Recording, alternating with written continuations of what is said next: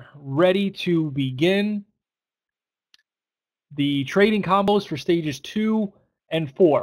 All right, so as we discussed, we've got the pristine buy and sell setups. And those are two very powerful setups just by themselves.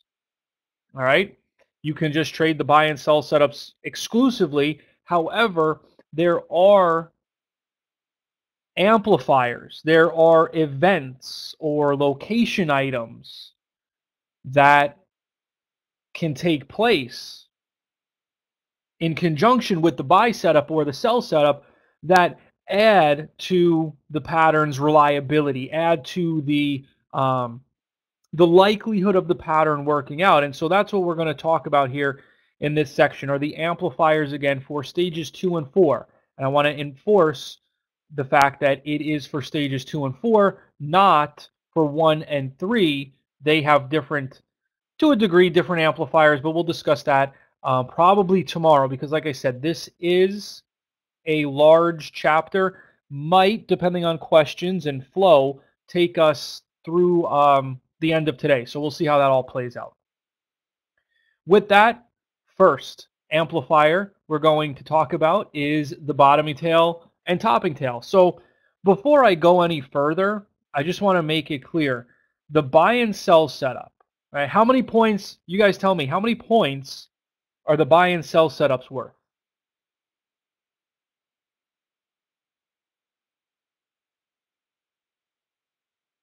Right, exactly, 20 points. Perfect. So every amplifier is worth 10. All right, so the buy and sell setups are 20. Any amplifier that we discuss is going to be worth 10 points. In other words, there's no amplifier that is worth more than another. They are all treated on equal playing ground here.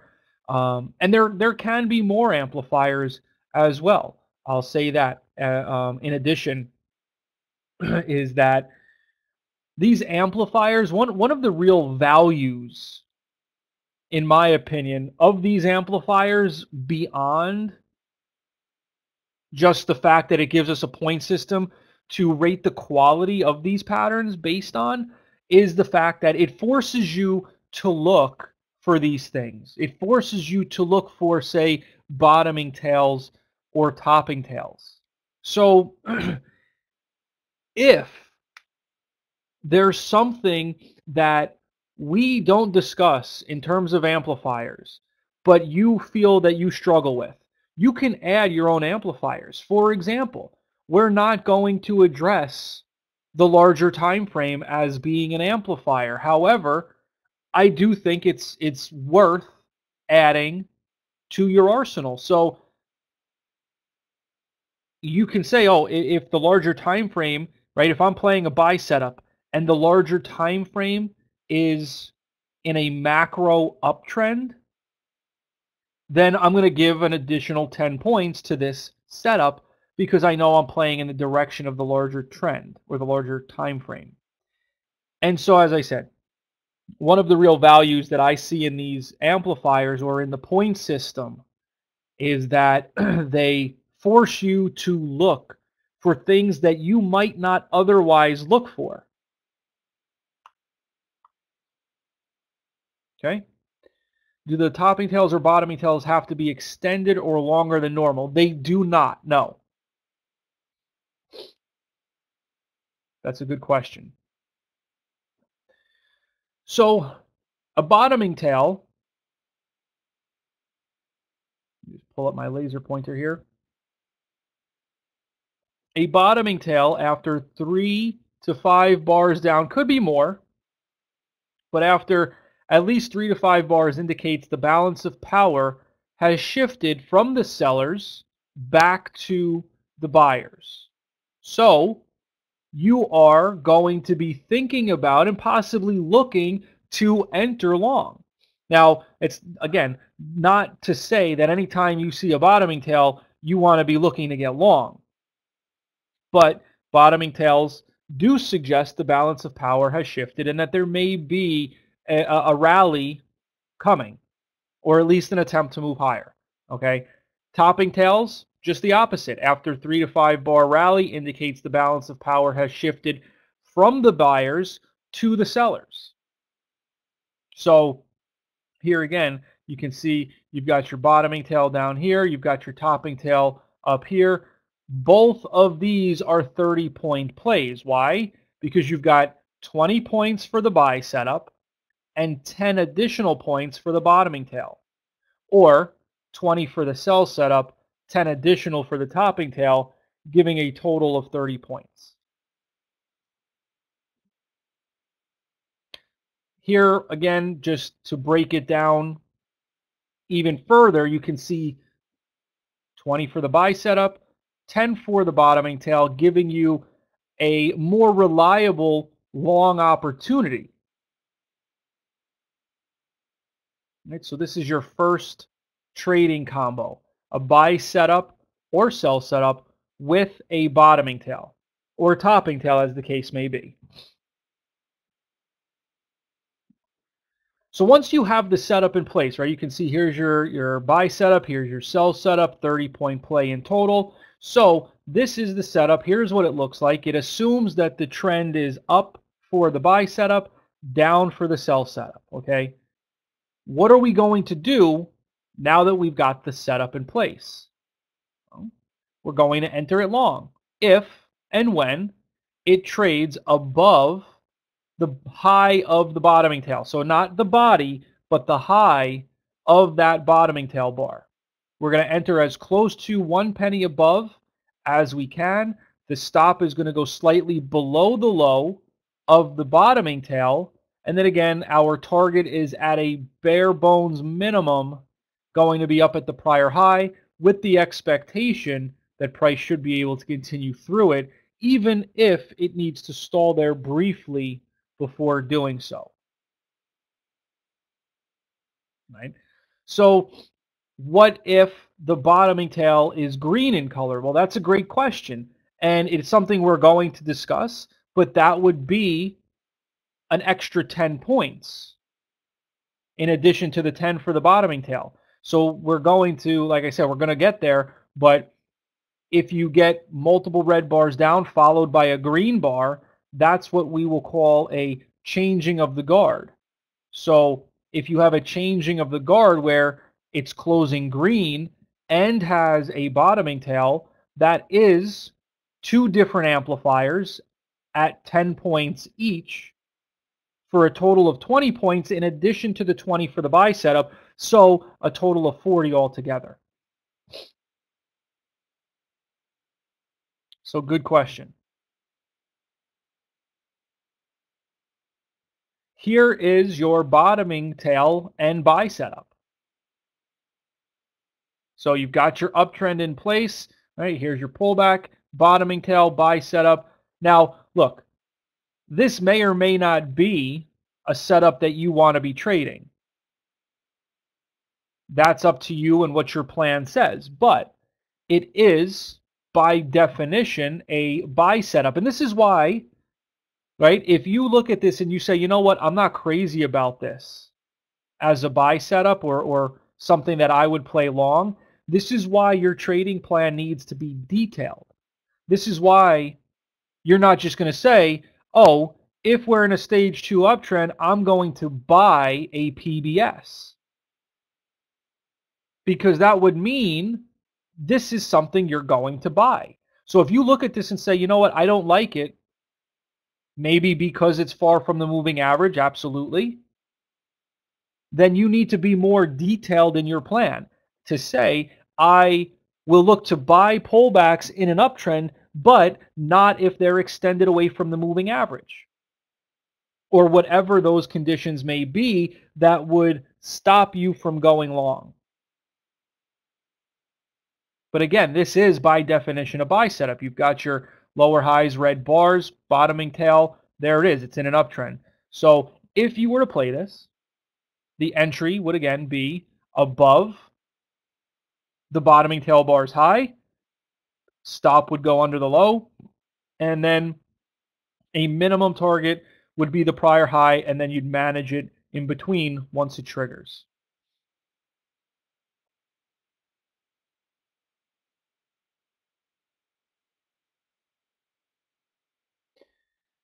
All right, so here on this slide, guys, not really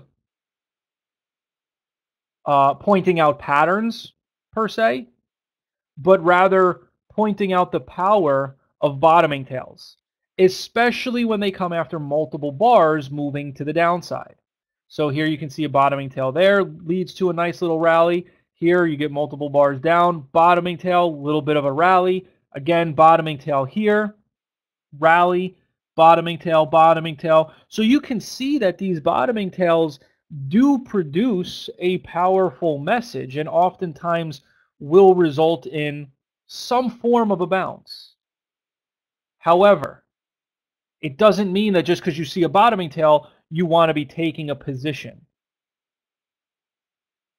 Right? Here, for example, this was a time where not only did you have a nice pullback after a breakout here, so it's trying to transition into an uptrend, but you've got your pullback, bottoming tail, and as was just asked, it closed green as well. So you've got a nice little setup here to look at playing long. Now, as you can see, it gapped up the following day, and that gap does trigger the buy setup, and there you would be looking to get involved on an intraday opportunity long. And as you can see, it just, because of the strength of the pattern, and then on top of that, the gap, it just rips through that prior high.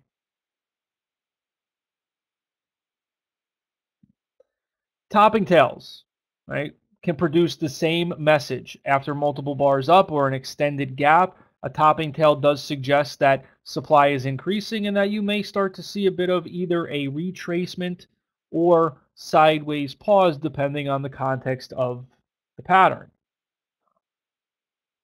But again, topping tails and bottoming tails, you want to look for both of them, especially when they're happening in alignment with a pattern.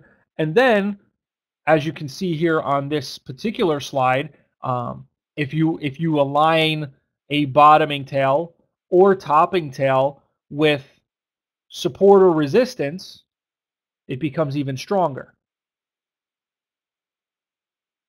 Right? So definitely you want to be paying attention to where these tails are occurring, because here in this example, bottoming tails can be a sign that major buyers are coming in, accumulating a position, especially if it's on a long-term level of support, right? If you start to see those bottoming tails forming, it could be, as I said, an indication that somebody's stepping up and accumulating a position down there, and that you want to be paying attention to that for a potential bounce.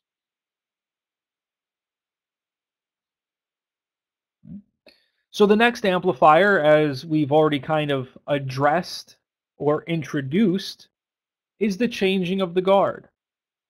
This changing of the guard is a name that we've given to a multi-bar pattern that signifies a clear shift in the balance of power has taken place. There are two types of changing of the guards, bullish and bearish. The bullish changing of the guard signifies that, again, there's been a shift in control from the sellers to the buyers, which effectively is the same message that we get from a bottoming tail. And a bearish changing of the guard is just the opposite. It tells us or indicates a shift in control from the buyers to the sellers has just taken place, which again is similar to topping tails. So one of the reasons that we look for both bottoming tails, topping tails, as well as bullish and bearish changing of the guards is because time frames set up in different ways. Patterns present themselves in different ways. So a bottoming tail and a bullish changing of the guard effectively have the same message. They just form differently. Same thing for topping tails and bearish changing of the guards. So before we get into the potency of this pattern or how we're going to look to address it, we want to first just go back and really quickly review kind of the makeup, if you will, of these changing of the guards, like we discussed earlier here this morning. Anytime we close above the open, the bulls are said to have won that particular period of time. Anytime we close below the open, the bears are said to have won that particular bar. As we discussed, there are varying degrees of strength to how these bars finish. So we definitely want to be paying attention to that. Just because you have a bullish changing of the guard doesn't necessarily mean that you're going to be taking a long position, right? I mean, you could have, right? Let's just say, I'll go to the whiteboard for a second here. You could have a bullish candle, right? A bullish changing of the guard that closes with a topping tail.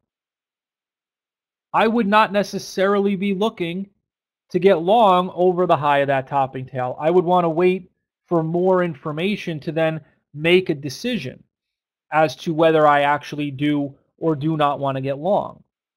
Right? So again, just because you have a changing of the guard does not necessarily mean that it's one that requires action.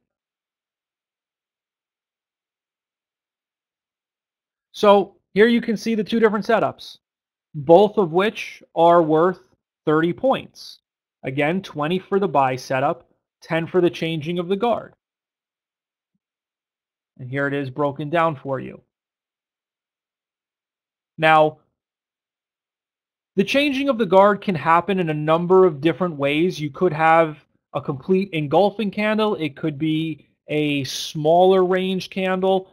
All we're looking for is multiple red bars, in the case of the buy setup, followed by a bullish reversal. That is enough to call it a changing of the guard. At that point, we then have to determine, based on how it looks, whether or not it's something we're willing to trade. But at that point, you've got a 30-point play, and as we discussed, it's the exact opposite for the sell setup. Now, as was just asked, what happens if you get a bottoming tail or topping tail that is also a changing of the guard? Right? We already addressed that. So how many points would this be? Just to get you guys involved a little bit, how many points would we have here? Right, 40 points. Exactly. 20 for the buy or sell setup, and then 10 additional points for the bottoming tail, topping tail, and another 10 for the changing of the guard. So just a little stronger here yet.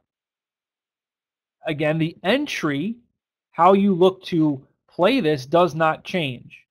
You're still going to look to buy it, above the high of the changing of the guard. You're going to put your stop below the low, and then you're going to manage it on up. And that's one of the nice things. I mean, as far as the buy and sell setups go, and for the most part, all of the setups we're going to discuss, for the most part, they all require an entry above a prior bar's high or below a prior bar's low if you're going short. Because again, the first point of resistance before you even get to a prior high, or rather before you even get to a prior pivot high, is the prior bar's high. And that's why we want to enter above the high of the prior bar when going long. Because that's basically saying, you know what, if I'm going to enter this, then I need to see buyers stepping up in a way that initially takes out the first level of resistance. All right, so here you've got a beautiful buy setup where price has pushed up above resistance. Here's your pullback. You've got your 3 or more lower highs, also red bars, also lower lows.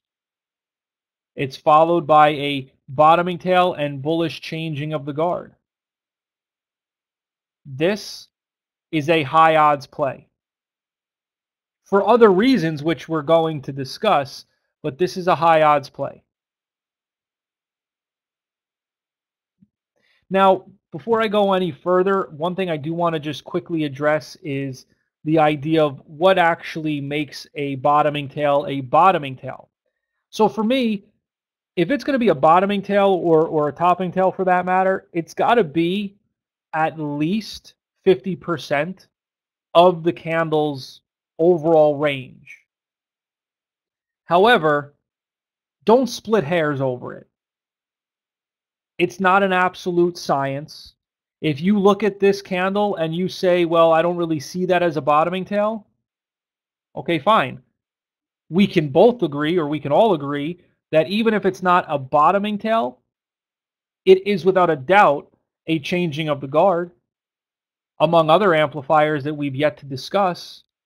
And at the end of the day, it is a good setup. It is a setup that says price is getting ready to move higher.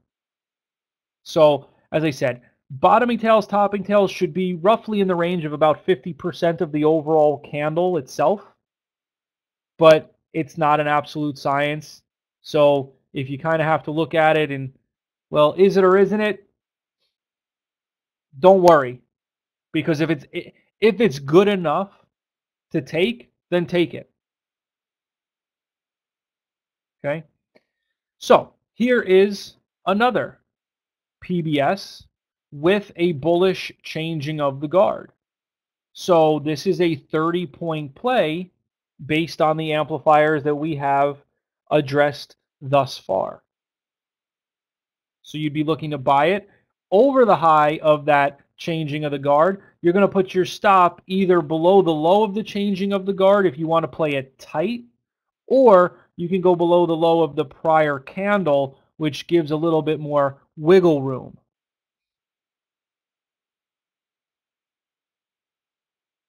Okay.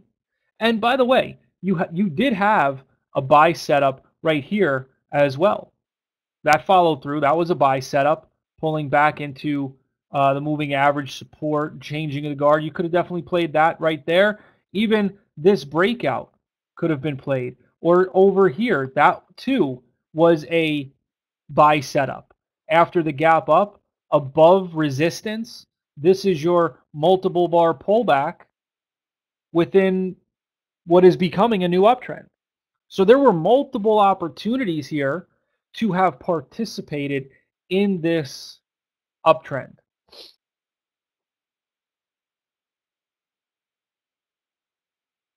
Okay.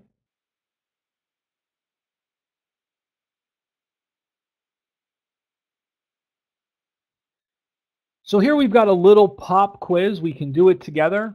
But what we want to do is find and circle 3 bullish changing of the guards, 1 breakout, and all of the buy setups. Now, I will say that in an uptrend, if you are finding a changing of the guard, you are also finding a buy setup.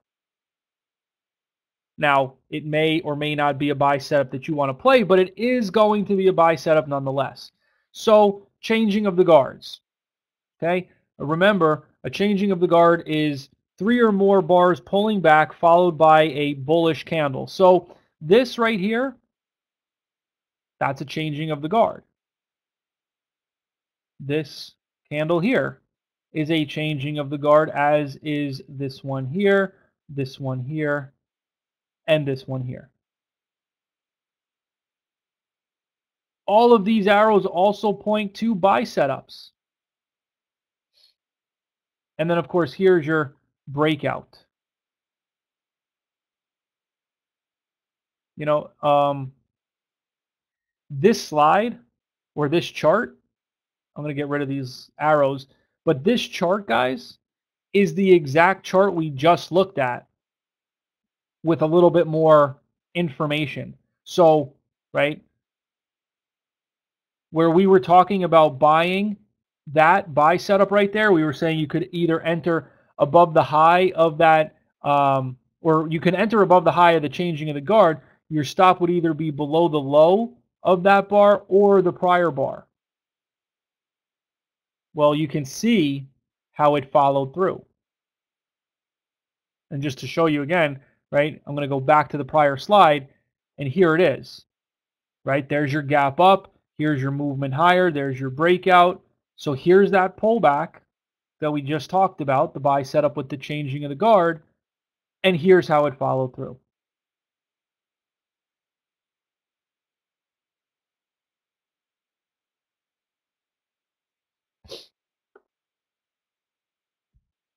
Okay. The next amplifier, and again, worth 10 points, is the narrow range bar or narrow bodied bar. And with these candles, we're going to define them as follows. A narrow range bar is a bar or bars with smaller than average distance between the high and low of the bar. So when we talk about narrow range bars, it's the entire range from high to low. Narrow bodies or narrow bodied bars are defined as bars with a smaller than average distance between the open and close. So we're simply talking about the body of the candle. And these signals, these narrow range bodies or bars, are significant if and when they appear after several bars moving one way or the other, as it tells us that momentum is slowing down and that a shift is close at hand. And of course, you can combine these narrow range bars or bodies with some of the other amplifiers that we have talked about so far.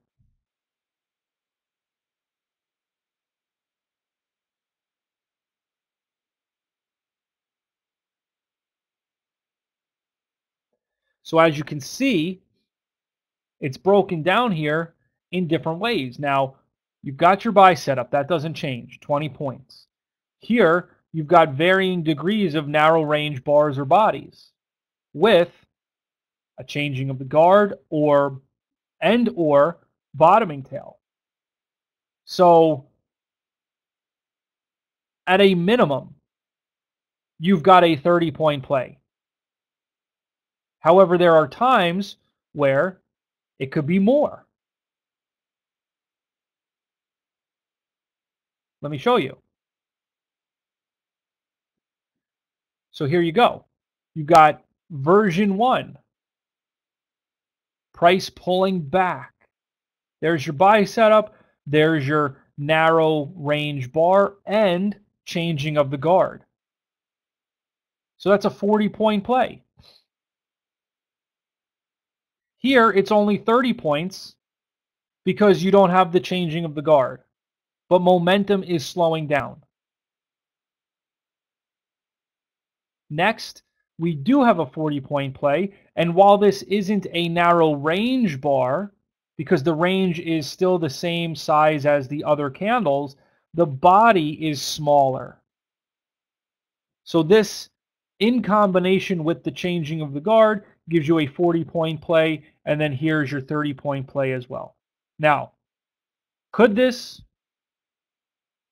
or could some of these versions be worth more?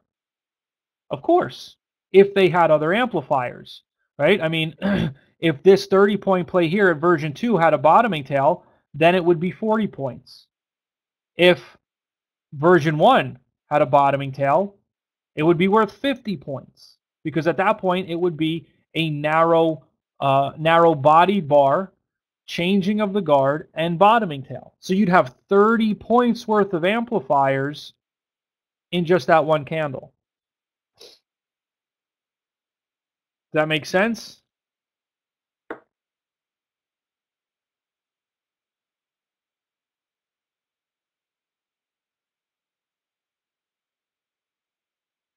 All right. Awesome.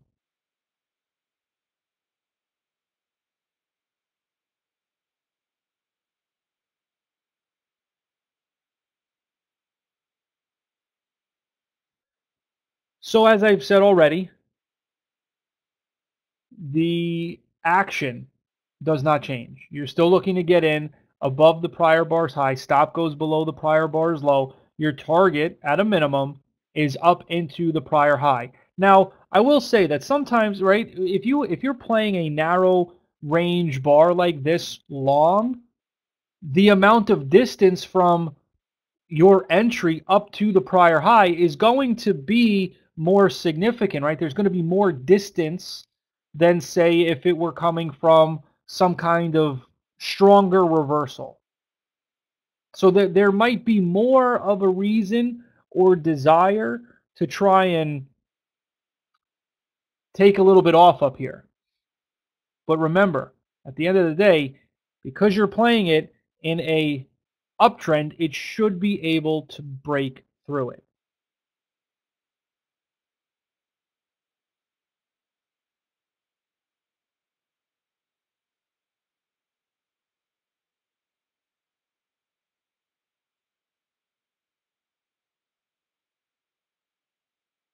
So here is, once again, a buy setup with a changing of the guard and narrow range bar. So 40-point total play here. You're looking to buy it over the high, stop under the low, and then manage it in between.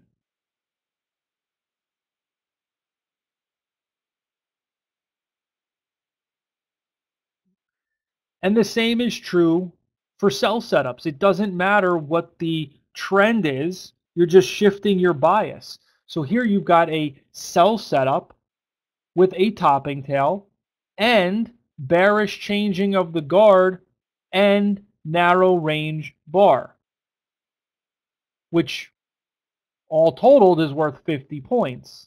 However, this play is really worth 90 points once we cover all of the trading combos, once we go through all the amplifiers. This is actually a 90-point play.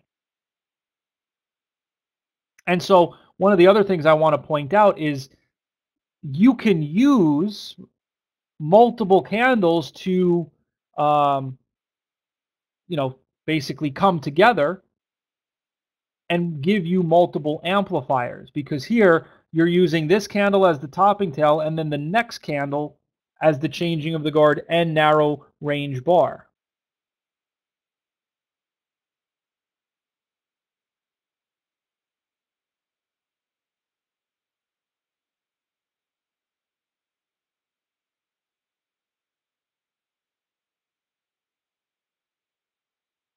Okay, so really nice setup there, and again, you manage it in between.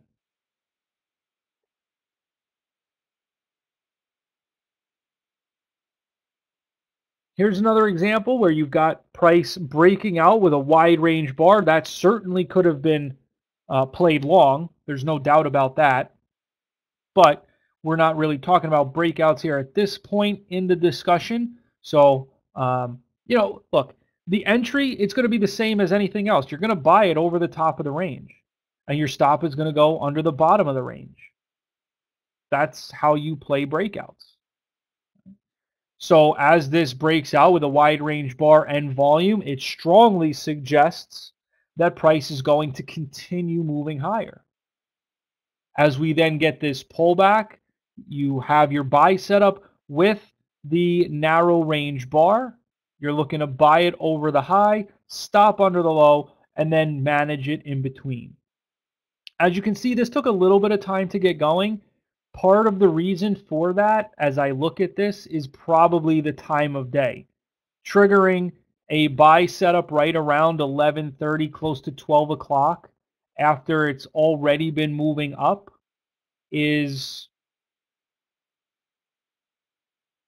I don't want to say it's riskier. It can at times be a bit more challenging to get that good quality follow through, because if it's already been moving throughout the morning, the odds of it continuing to run through the doldrums is lower.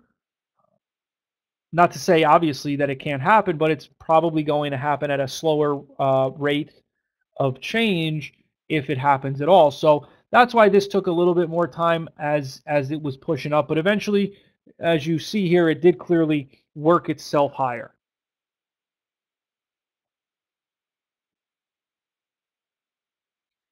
Similar to the slide we looked at with the bottoming tails marked up all over it, This is simply showing the power of narrow range bars or bodies.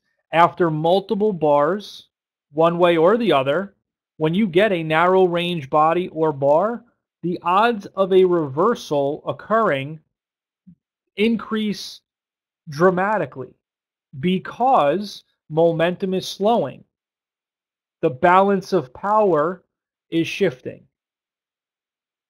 And when you can combine that with a pattern, that's when you start to get some powerful opportunities.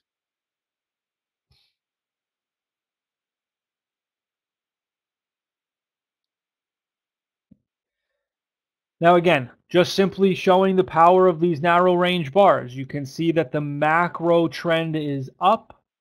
So here you can see your little micro trends being labeled. As it breaks out, this is your micro stage 2, topping tail is your micro 3, the pullback is your micro 4. Here, you're bottoming, your little, not really a bottoming tail, but this little stabilization and bullish reversal, that is your 1 breaking back into a 2. So that's your stage to stage match, right? As it breaks out over these highs, that's where you enter and manage it on up. And then you do it all again. As it moves up, you sell it at a target higher than where you entered. Your management could take you out, whatever the case is. It then pulls back, micro stage 4. You're waiting here, stabilizing your micro stage 1. Now you're getting ready. When it breaks out, that's when you enter. That's your stage to stage match. You can see how it just explodes to the upside. And that's what you're looking to do day in and day out, is find these opportunities where you have that stage to stage match.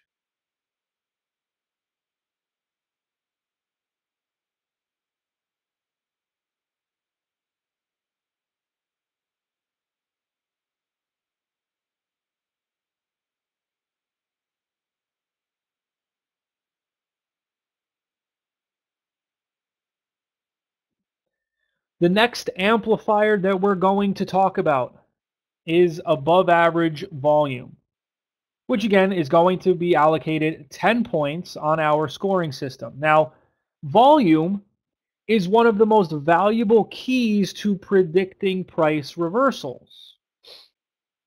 If you can really understand reading price and volume relationships, it can help you pick tops and bottoms with above average accuracy. However, I'm not encouraging you to try and pick tops and bottoms.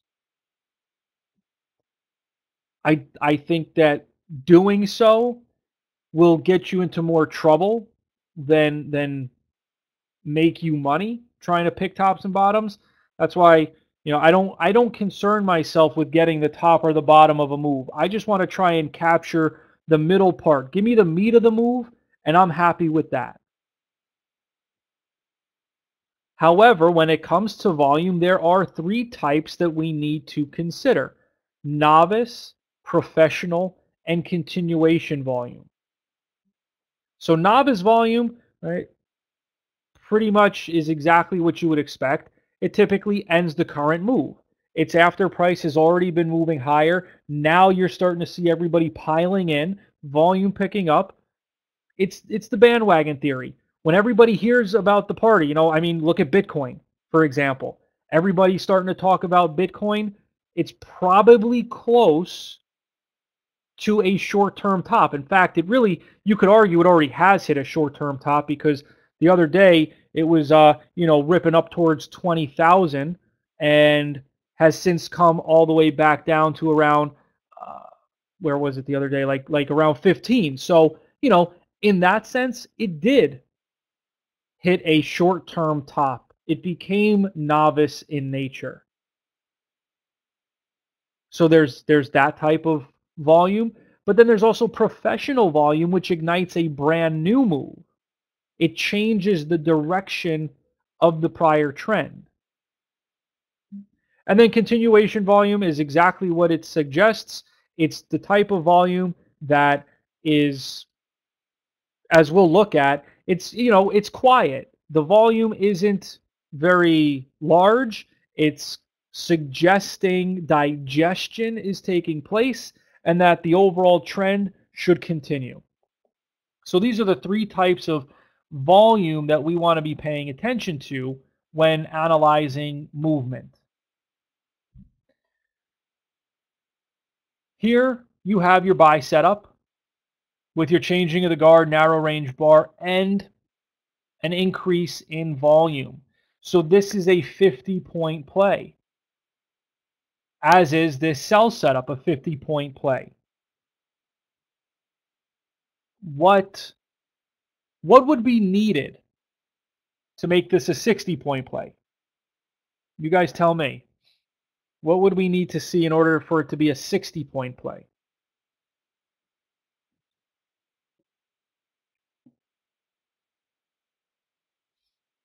Exactly. Either a bottoming tail if it's in the uptrend or a topping tail if it's in the downtrend. That would give us a 60-point play. Exactly. So you can see how by combining these different amplifiers, it begins to increase your level of confidence in the setup working out, because the more factors, the more amplifiers you have coming together, the better or the higher the level of quality you're dealing with. Right? So here again, you've got the above average volume. You're going to look to enter it above the changing of the guard bars high, stop below the low, and manage it in between. Right? So at this point, we should know the buy setup and sell setup on almost an intimate level at this point. I've hammered it home, at least I feel like I have, pretty well. So we're not going to keep repeating it over and over. At this point, like I said, we should just understand the buy setup, the sell setup, and what they look like. So going forward, I'm not going to keep rehashing it each time.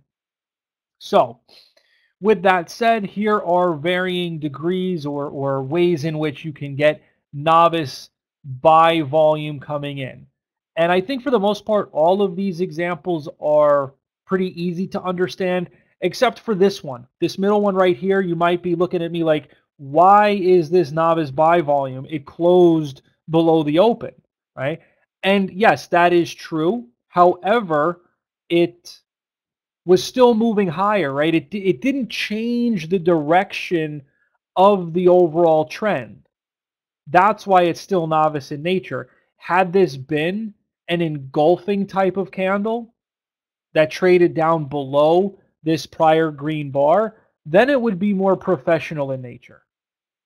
Right? So we're looking at this as more of a climactic type of move because, again, it gapped up as well. So there was a lot of demand coming in there to create that gap up, which, as I said, is what makes this more novice in nature. Okay. Here, you've got the opposite going on, your sell volume, novice sell volume, and again, for all the reasons I just explained, now in the opposite direction. So this is also novice sell volume, although it closed with a changing of the guard, right? It's not really changing the direction of the trend. That being said, the fact that this is novice volume indicates that a large majority of the supply has now been exhausted, which in theory should make it now easier for price to begin moving up. And that's what we'll be looking for. We'd be looking to enter above the changing of the guard bars high, expecting it to move up to test the prior pivot high before then continuing on up. Again, this all assumes it's in an uptrend.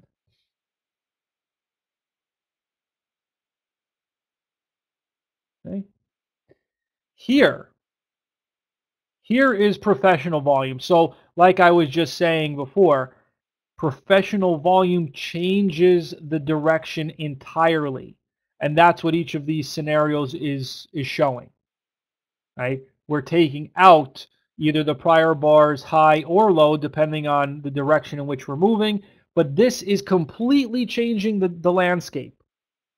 And that's why we call these professional volume signals.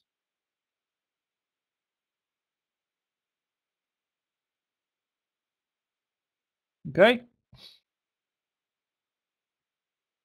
All right, so continuation volume. These two scenarios, A and B, show volume which ignites a new move or trend. And as you know, certain types of volume either end current moves, like we just discussed, or other types ignite brand new moves. So let me hold on. Before I go here, let's go back real quick. So what would the entry point be? Okay. Now, because it's gapping above the prior bar's high, you could use, right? So first of all, this should only be happening on a daily chart, right? You should not see gaps like this on an intraday time frame. So let's make sure that we all agree on that first, that if you see something like this happening on an intraday chart, you shouldn't be trading it because it's too thin. Okay? So that's number one. Number two, we're going to assume that this is a daily chart because that's really the only place we want to see gaps happening. If that's the case, you could look to enter this a number of different ways. You could look to enter above the first 5-minute bar's high. You could look to enter above a 30-minute high, or if price were to, say, pull back off the open, you could look for a buy setup into the gap fill.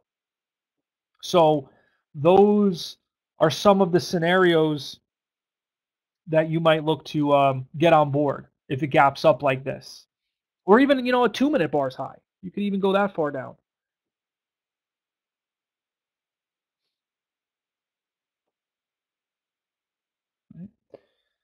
So, as we said, there are different types of volume. This type of volume is normal, right? I mean, it's going sideways within a consolidation, and then on the breakdown, we get professional volume coming in as it's igniting a move lower. So we're going from a period of sideways movement to igniting a new move down. Here at A, this is continuation volume because here you notice we're going sideways similar to B. However, the volume is dropping off within the consolidation, which indicates complacency or digestion. In other words, everybody's kind of sitting here in agreement that we're just going through a resting period before then continuing to move higher. All right, so does that make sense? The difference between continuation volume and regular? All right, so when you see, for example, a strong move up followed by price going sideways and volume diminishing within that consolidation, it says price should be getting ready to reset for then a move higher.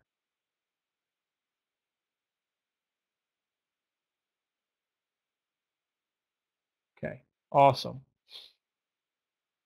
All right, so here you can see, right, above average volume. And we could easily just kind of, anytime there's a volume spike, we can say it's above average volume and then determine whether that is novice, professional, you know. So on the far left, you can see we've got multiple bars moving down, big gap down on volume. So that is novice volume. It's exhausting the supply. Therefore, this is something we'd actually be looking to play long. Now, if we fast forward to over here, where price is going sideways in this stage one, when it breaks out, notice the volume increase. This is professional in nature because it's igniting a new uptrend. It's going from a stage one igniting into a stage two.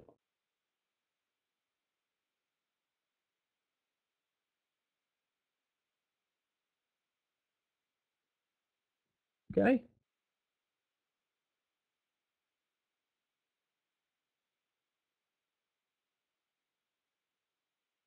So anytime you have a pickup in volume after a multi-bar decline or rally, it will tend to end the current move even if just temporarily. So in other words, if you're, say, long, okay, and you get multiple bars moving in your favor, and then you start to see volume increasing, what that's telling you is a pullback or stall is likely on the horizon. Therefore, maybe you want to be tightening up part of your trail stop so as to not have to sit through a pullback with a full position still on the table. Or it might mean, hey, you could, if you were long, sell that position and look to get short, because in the short term things have become climactic or overbought. Or over here, things have become oversold. It's come down multiple bars, huge volume spike into the 200 MA. You get this stabilization, and then boom, we gap up with a professional gap, and that sets the tone for a very strong rally. A lot of what we do as traders is observe the information. More often than not, we won't end up placing a trade. But a lot of what we do is simply observe what's going on around us and wait for those moments where things come together in a way that makes sense, and we can then take a position, long or short.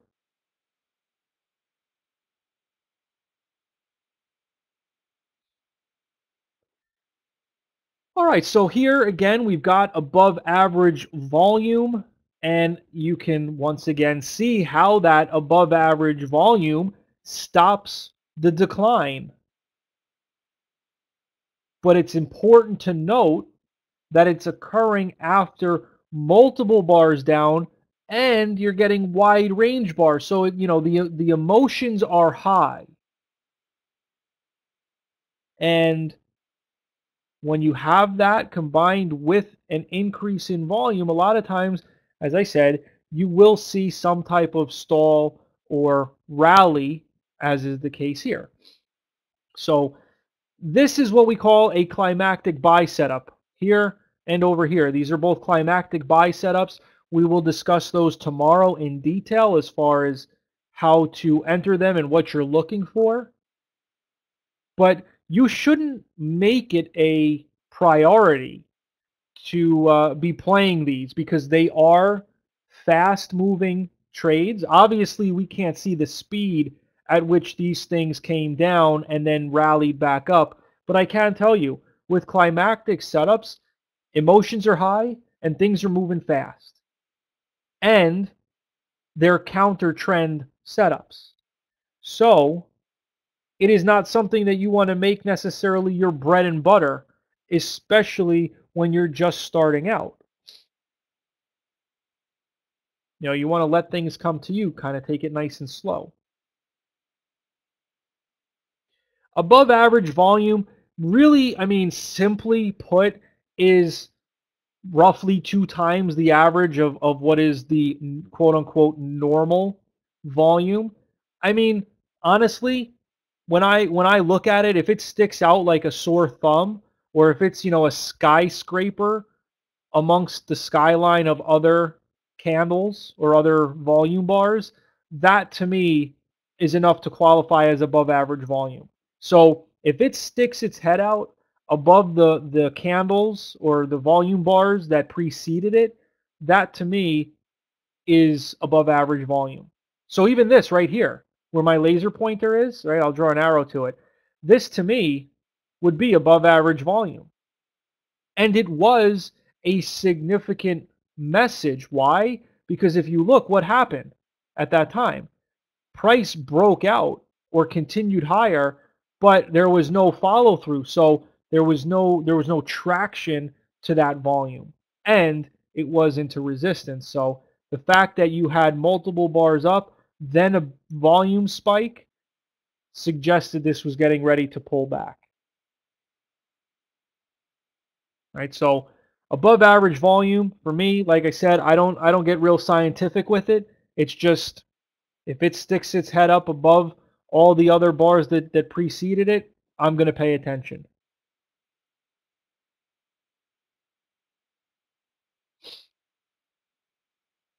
All right. So here we've got another scenario where price had been moving down.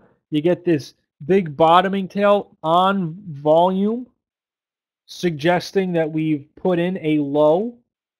Price then rallies higher before then hitting resistance to the left, right? Hitting some resistance over here to the left, then pulling back down into that bottoming tail area, that support area. And then we see stabilization once again and an increase in volume. Now, I'll tell you, this to me, this is not something that I would have traded personally. I would have been looking to get long as it came back down to test this area, but it never presented to me a pattern that I would have played. Okay? That being said, it doesn't mean that there's not going to be any other opportunity. Oftentimes, you will get two good quality opportunities to get on board before the trade starts to just go without you. So if this was your first opportunity, the breakout over here became your second opportunity, whether it was this initial breakout or then this one over there above that bottoming tail. But you had these opportunities to get long as well.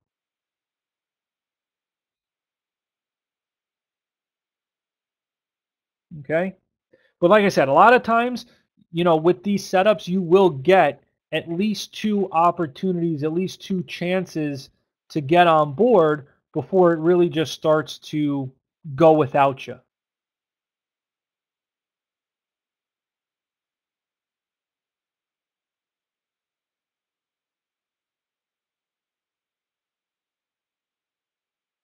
Okay.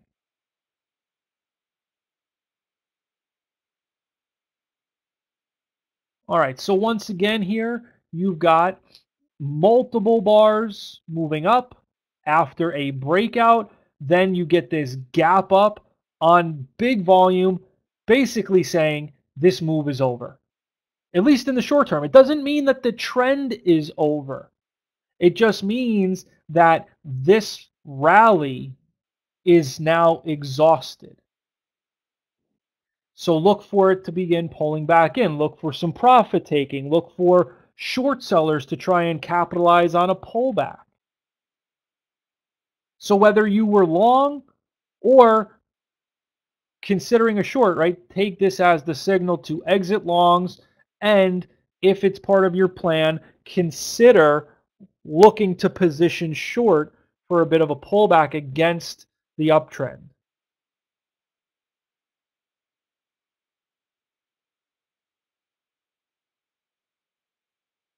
Okay. Okay. Before we transition into minor support and resistance, first, I will ask, are there any questions? And if not, we'll take a bit of a break here.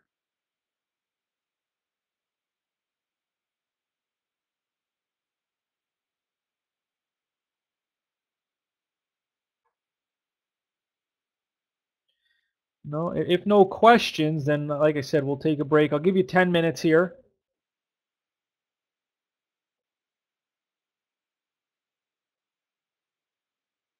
So if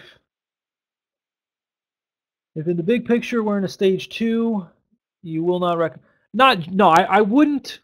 It should look, if you're going to short in a stage 2, in a macro stage 2, it should be a very small percentage of the time, right? If things get climactic, like we just looked at, then that's okay. But the majority of your trades, 80, 90% of your trades, should be in the direction of the trend you're in, of the stage that you're in. I would recommend becoming proficient in trading in the direction of the trend first. And then once you've gotten comfortable with that, then looking to consider going against the trend. Can you use the volume of size orders in the level 2 window to kind of indicate future changes of volume for day trading?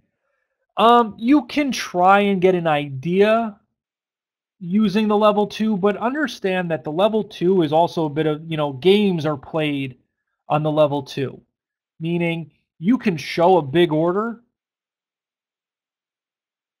but then pull it the next minute. So you can show that you're a big seller sitting above a level, or that you're a big buyer down below a level. But then as price begins to approach that area, you could pull that order. So as I said, there are games that get played. I mean, there's other ways to hide orders. So I wouldn't read too much into it. I wouldn't try and worry about what may happen. I would focus on what is happening and let that dictate your actions.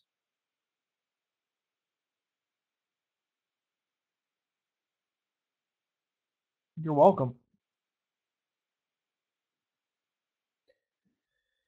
You're welcome. All right, guys. So if that's it here for the questions at the moment, as I said, we'll take a 10-minute break. It's 5 after 2 on the East Coast here. So we'll come back at 2:15, pick it up with minor support and resistance. Okay. So with minor support and resistance, again, 10 points, like all other amplifiers, nothing changes there. To briefly review or discuss what minor support and minor resistance are, as well as major support or resistance, which we're going to cover. We'll see. Maybe we get to it later today. Again, it depends on timing. Definitely tomorrow. But major support basically is when you've got 2 or more reference points within the context of a sideways price pattern. Or, said differently, a situation or case where you have a low revisiting a prior low or high revisiting a prior high. Again, we'll get into that in more detail either later today or tomorrow. So, minor support and resistance exists when a low revisits a prior high or a high revisits a prior low in the case of minor resistance. So if I could draw this out for you, basically what it'll look like. Well, you know what? We'll look at it here in a second, and it'll be very clear. So these reference points of minor support and minor resistance are one of the things, at least in my opinion, you want to be paying close attention to, because traders have a habit of acting in areas that worked for them in the past, whether they actually participated in that prior move or they just witnessed it work and now that it's there again, they don't want to miss it. Bottom line is traders have a habit of acting in areas that produced positive memories or negative, depending on what the case is. So we want to be aware of where those areas exist, because minor support and minor resistance offer excellent entry points, and learning to identify them will help us to anticipate where pullbacks in an uptrend will likely stall and where rallies in a downtrend will likely stall. And on that note, as far as amplifiers go, minor support and minor resistance are probably tops on the list as far as amplifiers that I need to have, right? If you said to me, Kurt, if you had to pick one amplifier that you would use to trade off of the rest of your life, what would it be? I might hesitate for 1 second before answering minor support and resistance. So I highly encourage you also to pay close attention to these areas, because to me they hold one of the real keys to finding out where price is going to reverse. So again, minor support is an area where resistance, once broken, becomes support. So here you've got this prior high, price then pulls back and then pushes up above it. So what was resistance becomes support. Therefore, a pullback into that area becomes support. You look for stabilization and a reversal pattern to set up there. Same thing as it moves up again. What was resistance, once broken above, becomes support. You buy the pullback into this area. Of course, you need the pattern. You're not just going to blindly buy, but you need the pattern. And then if and when you get that, you look to enter, stage to stage match, boom, off it goes. And the same is true with minor resistance in a downtrend. It's just, it's just the opposite. So here now, support, once broken to the downside, becomes resistance. In other words, the floor, once broken below, becomes the ceiling. So here we break below the floor. Now as we rally back up to it, it behaves or acts as a ceiling, limiting the ability for price to move up through it. You look for your sell setup with your changing of the guard or topping tail, volume, what have you. Now also at this minor resistance, so another 10 points there, giving you a real nice opportunity to get short. So here you can see how it comes together. You've got your buy setup with your changing of the guard and narrow range bar with above average volume and minor support. So it's a very high quality, high odds opportunity to look at getting long, right? And you do the same thing to the downside. You got your retracement, sell setup, bearish changing of the guard, narrow body or narrow range bar, also at minor resistance, volume, enter below the prior bar's low, stop above the high, and you guys know what to do with the rest. All right. So here you can see several different buy setups, all of which have minor support. And so there will be times where the setup might not be the cleanest. It might not be the best looking setup. But if it has come down to minor support, that might be enough to stabilize price enough to get it to turn higher. And you can see that with a couple different examples here. Maybe not the cleanest of retracements, but the fact that it was into support was enough for buyers to start stepping up, taking action, and creating a rally, creating enough demand to where we could see it coming in and giving us the confidence to then take a position.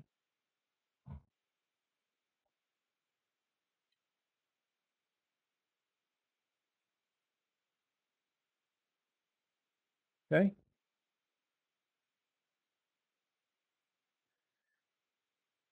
Here, once again, you've got this double bottom that price pops up above, right? You get a little gap up here, then we get a strong rally above this prior high. Therefore, this next pullback is sitting on what was resistance, now being support. Buy setup with a bottoming tail. You're looking to buy it over the high, stop below the low, and then boom, off it goes.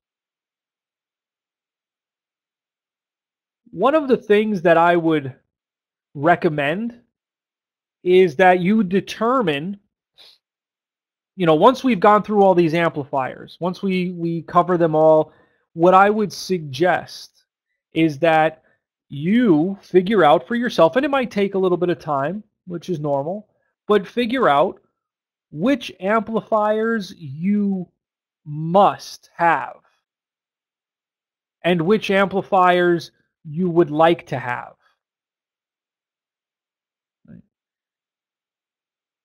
Because that will help you in determining, okay, you know, what are kind of the added perks, if you will, but I don't absolutely need them in order to take a setup, and which are the ones that are deal breakers. In other words, if they weren't there, then I wouldn't be able to play it. So for me, I really need to have minor support or resistance, as well as either a bottoming tail or topping tail, you know, change or changing of the guard, right? It could be either or. I do prefer the bottoming tail or topping tail over the changing of the guard, and to be perfectly honest, that's nothing more than just what I find to be more appealing, visually speaking. But in any case, those are my absolute need to haves. I don't have to have volume. If it's there, great. But I don't have to have it. But that minor support, minor resistance is definitely a big one. Okay, so here you can see you had the buy set up, nice move up, consolidates right at and below the 200 MA before then breaking out again, and sure enough, following through nicely.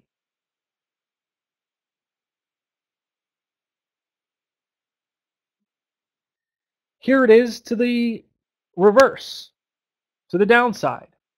You've got your breakdown followed by a rally into resistance,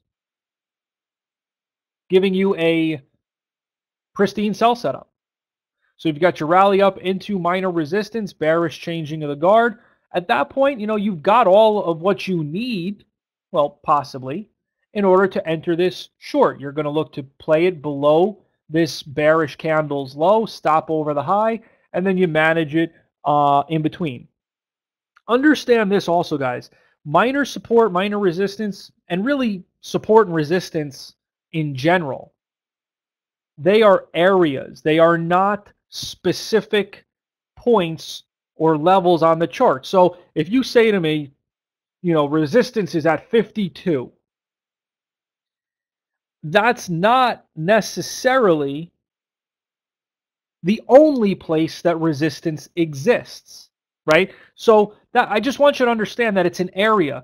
Don't pigeonhole yourself into it having to be one specific spot, right? So you could say that resistance is this area from, you know, 52 up to, just for round numbers, say 53. So anywhere below or into this area is going to be good enough for me to start looking at getting short, right? I'm going to identify this area as resistance, and then if price begins to react in that area, I know what's going on, and I'm looking for an opportunity to get short.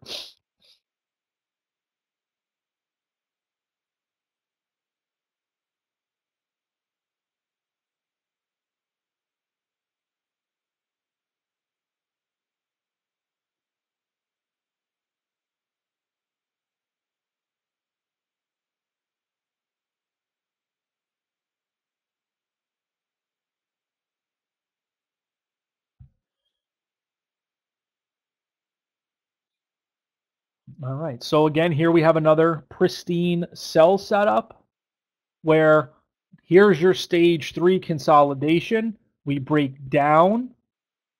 We then rally back into the breakdown area where you have your topping tail, bearish changing of the guard, and narrow range bar along with minor resistance.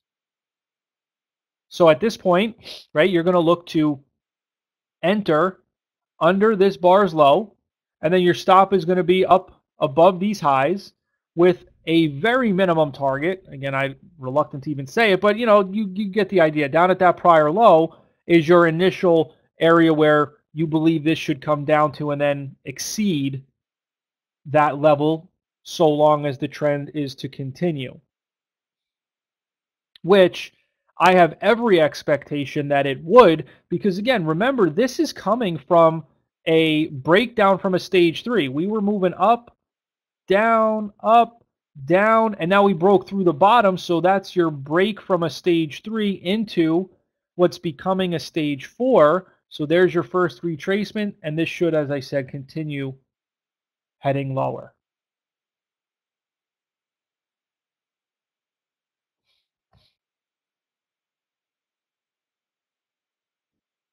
So is everybody good with minor support and resistance?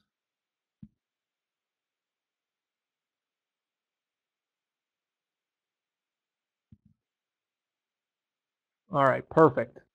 Like I said, that one amplifier alone for me is, you know, a must-have.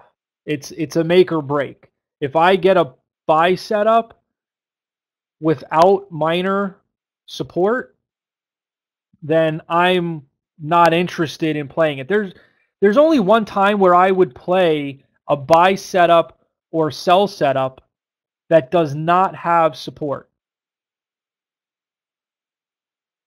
And that's if it's coming from either a stage 1 breaking out, igniting a new move, or breaking down from a stage 3.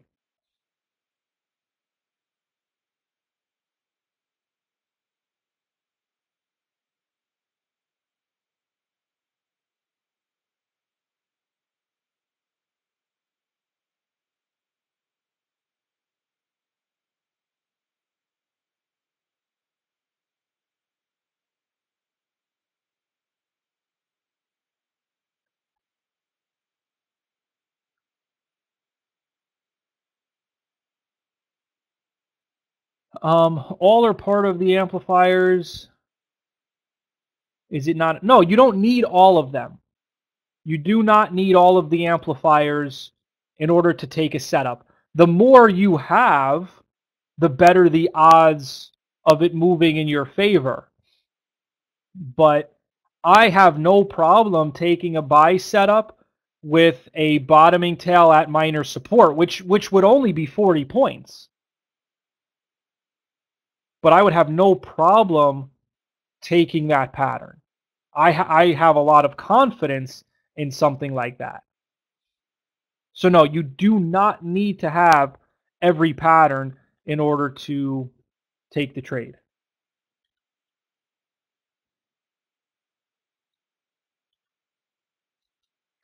Um, let me see here. Are the moving averages minor support? No. They are a form of subjective support, and we will talk about them as an amplifier, but they are not actual levels of support or resistance in the context that we just discussed. IWM is currently in a buy setup. Yeah, absolutely. IWM, the Russell, you know, even if you look at the Qs, it's much sloppier, but also the S&P triggered a buy setup on Thursday. So yes, you do have a buy setup there on the Russell, which did trigger, and now we'll see if it can follow through. The one thing I don't like about it is the fact that, you know, it pulled back with a little bit of aggression. The angle of retracement was a little bit sharper than I would ideally see. So not to say that it can't work out. It's just one of those things that might take a little bit more time to eventually work itself higher. Maybe instead of beginning of the week, maybe it'll be mid to later part of this coming week where it actually pushes back to the prior high.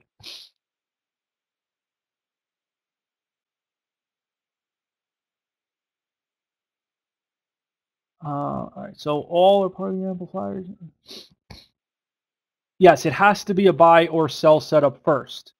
So again, you don't need all of the amplifiers in order to take the setup, but you do need to at least have that multiple bar pullback in an uptrend or retracement in a downtrend in order to start thinking about initiating a position.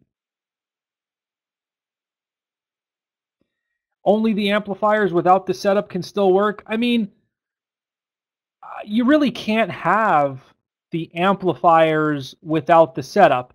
Well, I mean, look, because if it's pulling back to support, it's going to be a buy setup. If it's consolidating sideways and you get a bottoming tail, right, then it's going to be a breakout. So you could use a bottoming tail in that context to signal an entry long. But if price is pulling back within an uptrend, it's going to be a buy setup. It's just a question of to what degree is the quality of it.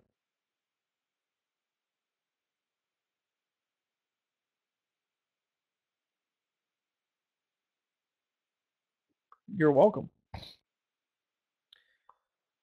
Okay, so the next amplifier here to discuss is the 40 to 60% retracement. So instead of saying, 40%, 50%, 60%, and having 10 points for each of those levels, anything that falls between 40 and 60% in terms of retracement is going to be worth 10 points. So if it falls down 40% in terms of the pullback, 10 points. If it comes back 60%, 10 points.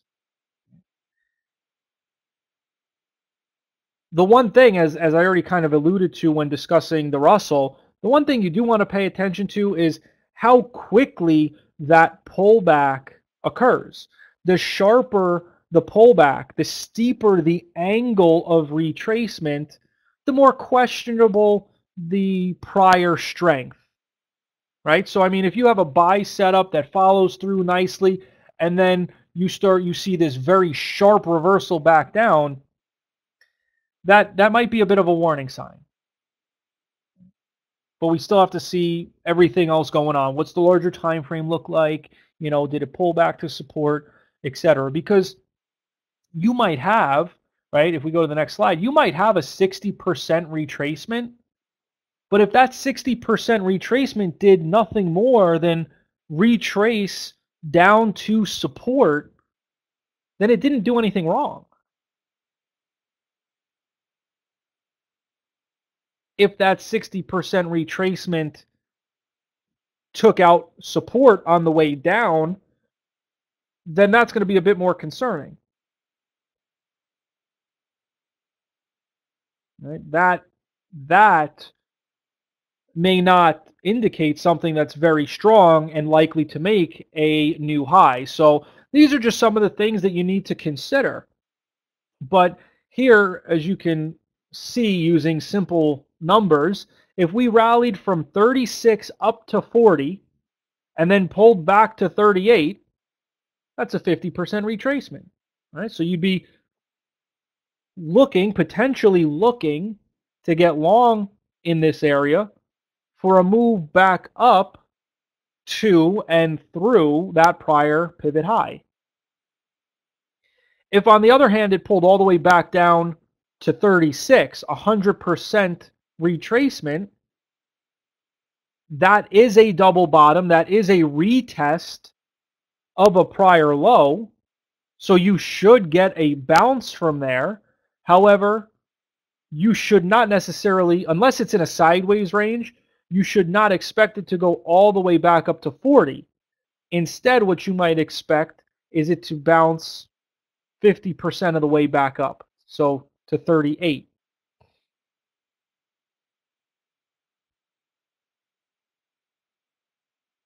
So we're always wanting to analyze the level of retracement into a prior move up or down, as that will give us insight into the confidence, the strength, or lack thereof to traders' expectations. And same thing here to the downside. If we're moving lower, right, we go from 40 down to 36 and rally back to 38, that's a 50% retracement. Might be looking to get short there.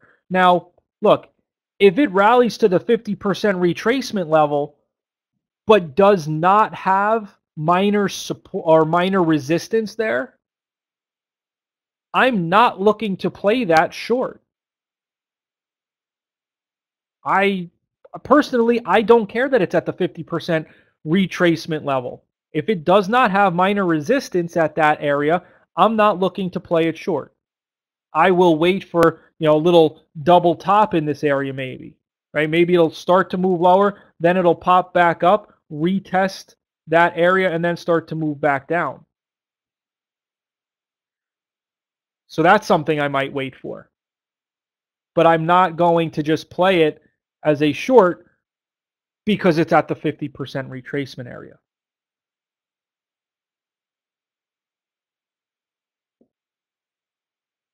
Right, so I want to combine these retracement levels with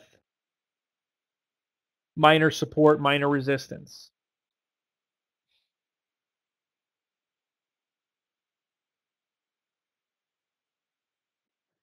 All right, so you've got several different pullbacks here where price is retracing anywhere from 40 to 60% of the prior move, offering a buy setup, and then as you can see, rallying higher.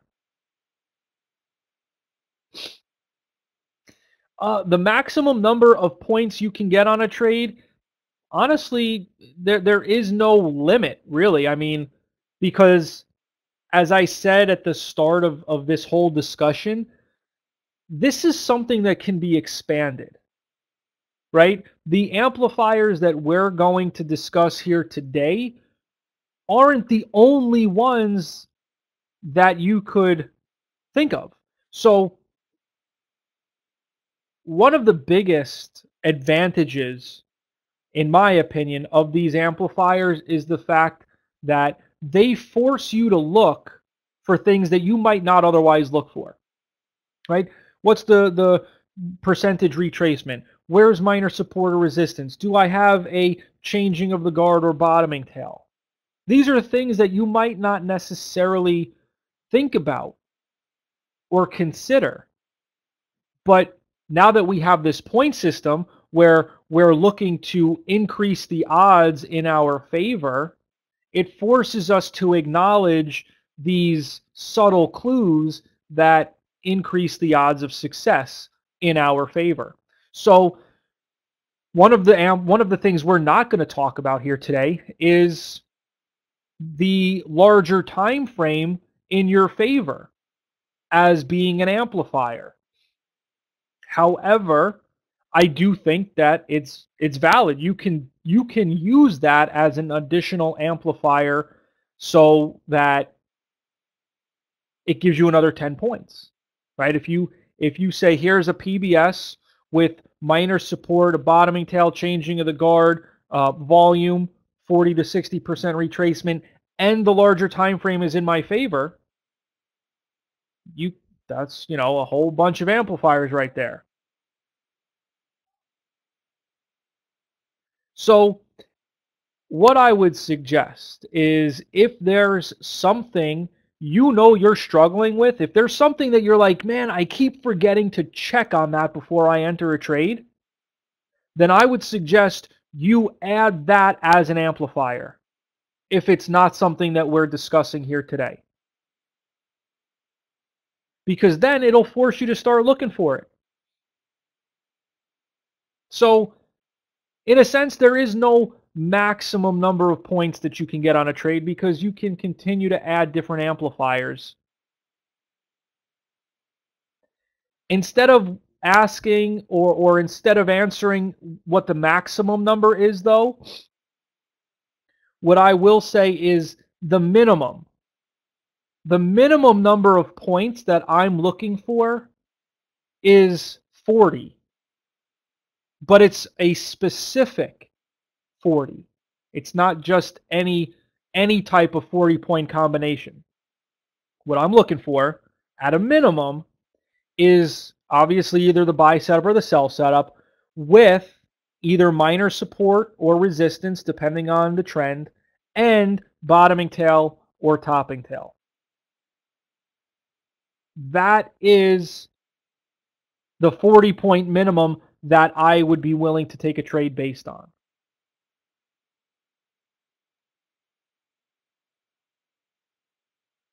But if it was 40 points made up of a changing of the guard and say, above average volume, that's not going to do it for me because it doesn't have that support.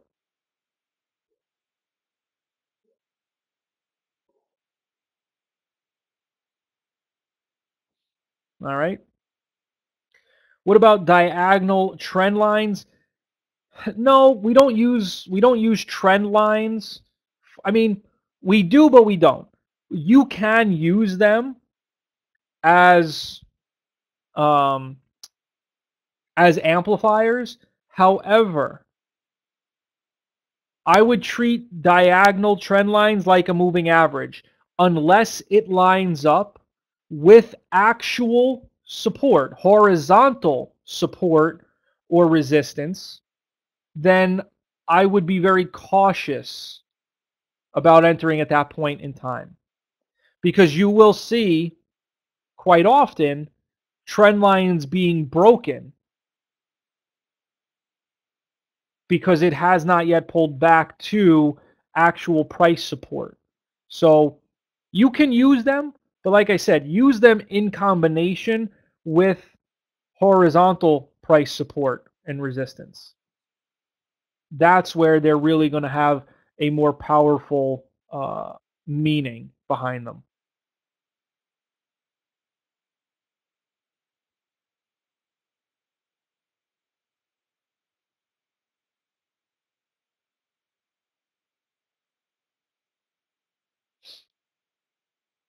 Okay.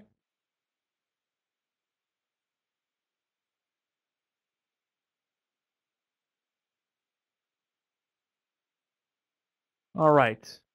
So moving along here again, the 40 to 60% retracement.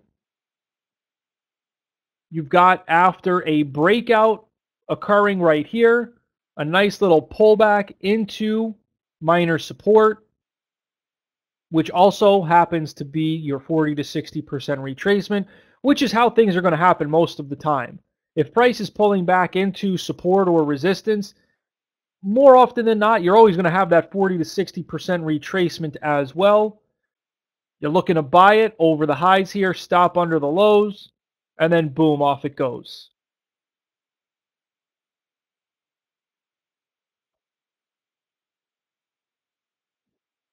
All right, so that covers the 40 to 60% retracement and brings us into moving averages, which you guys have already started talking a bit about here in terms of support and resistance, etc. So we might as well talk about it. Okay. There are 5 dominant moving averages.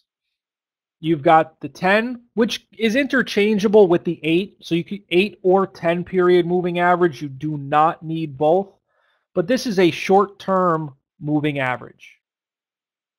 You've then got your 20 period moving average, 40 period moving average, 100 period moving average, and 20 period moving average, all simple moving averages. Now, look, if you want to use exponential, if that's what you've become comfortable with, then you can use exponential moving averages. It really doesn't matter. Moving averages, like any other indicator, are subjective, right? Well, if you can use simple versus exponential versus volume weighted, you can use different periods. Instead of the 20, I'm going to use the 21 period. Look, there's no magic moving average, so to speak. There are some that are widely followed, as I have listed here. The 40, you could, if you don't want to use the 40 and instead would rather use the 50, then you could do that. It's not going to make a huge difference because we're not looking to trade based on a pullback into a moving average, right? I'm not going to just simply buy a pullback into a moving average. I need all these other things coming together as well. But these are the dominant moving averages. The ones in bold, the 20, the 40, and the 200, you really want to have on pretty much all of your time frames, as that's going to give you a good guide to what's happening across multiple time frames, because the 20 is a short to intermediate trend guide. The 40 is more of an intermediate moving average, and then the 200 is a longer term moving average. So by having these on your multiple time frames will give you a good idea as to what the trend is on multiple time frames without actually having to look at them, right? If I'm looking at, say, a 5-minute chart, and I know that we're trending up, the 20 is above the 40, and both of those are above the 200, I know that the 15-minute and the hourly charts are also probably trending higher. I don't have to look at them to obtain that information.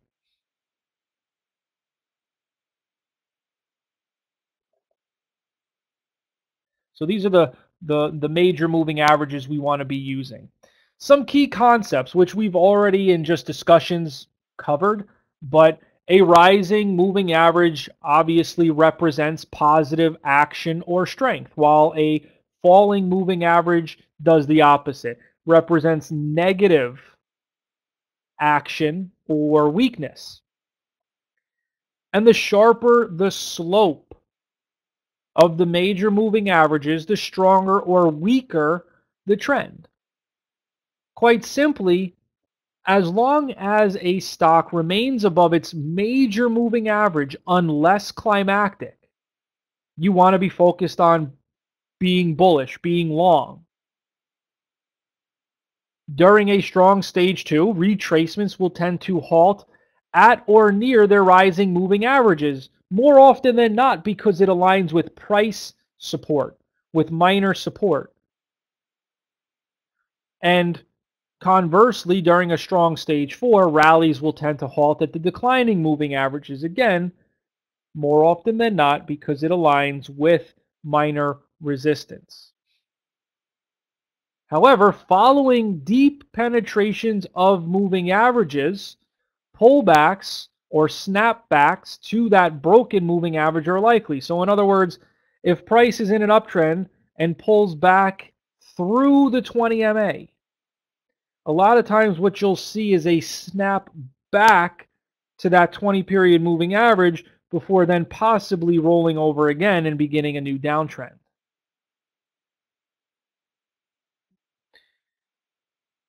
Finally, moving averages are superior tools in stages 2 and 4. However, in stages 1 and 3, their importance is significantly minimized, if not completely irrelevant. Why? Because in stages 1 and 3, remember, price is going sideways. So moving averages are going to be slicing through price. There's going to be no value that those moving averages can provide. So in stages 1 and 3, you really don't want to pay too much attention to as I said, those moving averages. But in 2 and 4, you definitely want to be paying attention to where they are, as it can help guide the bias.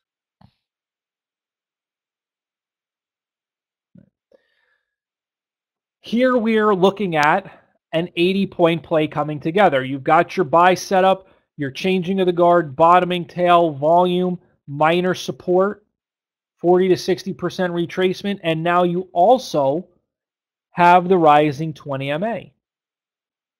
So basically, if you see something like this, you don't want to pass it up. I mean, this is the one. You want to be looking to play this, no excuses. It's as close to perfect as you're going to get.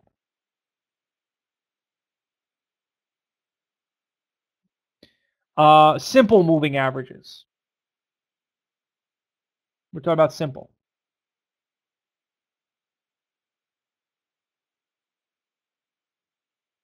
You're welcome. All right, so once we get the setup here, we're looking to enter it over the prior bar's high, as we all know, and the stop is going to be under the prior bar's low, and then we just simply go into management mode from that point forward.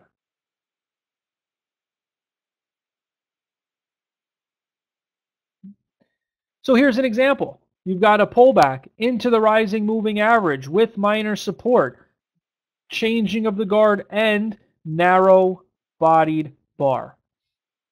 You're going to look to buy it over the high, stop under the low, and manage it in between.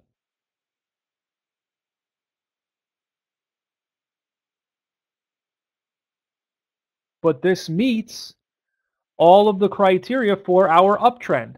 Higher highs, higher lows, rising 20 and 40, even space between, right? You want to be looking to get long. So you could have bought this breakout here. You could have bought this breakout here, the pullback that we just discussed, right? There were plenty of opportunities to have capitalized on this move higher.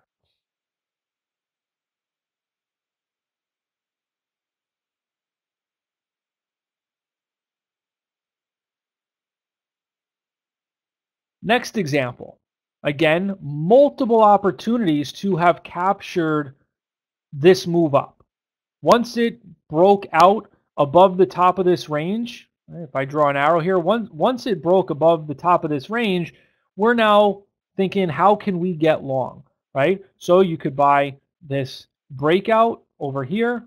You could buy this little consolidation breakout over here, the other breakout that we have labeled, or right, as it pulls back here, you could consider that as an entry as well.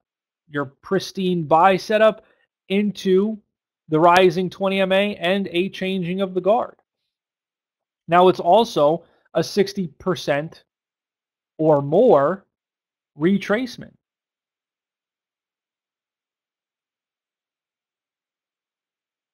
Right?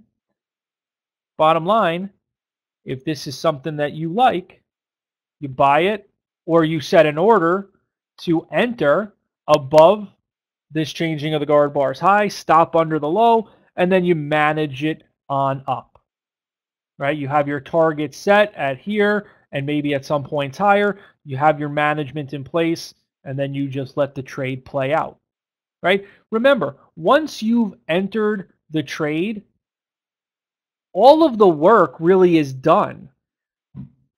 At that point, you should then be in basically management mode. There should be no more thought process involved. You have your buy setup. You enter it above the prior bar's high, stop under the low. You've got your targets, and you know how you're going to manage it. That's, it shouldn't be difficult managing between.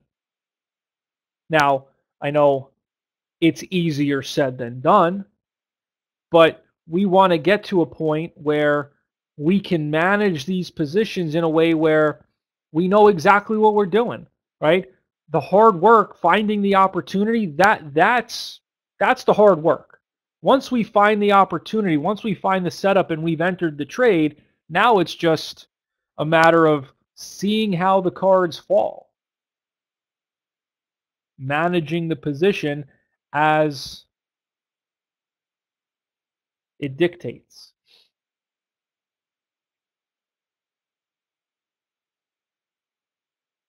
Okay? So here is another example. Downtrend here on the left, you can see lower highs, lower lows, declining 20 and 40. Plenty of opportunities to have gotten short in here. We then have your stage one, sideways consolidation, where price then begins to break out.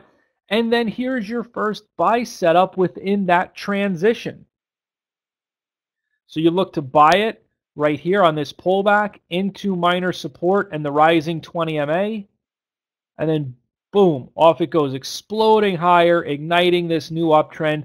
And it's got plenty of room to move higher. So, if you look at this and you're wondering, okay, well, where would I set a target beyond this prior high? In my opinion, right, because of the time factor, because we've moved away from, um, we've moved away from this area over time, it's not as significant.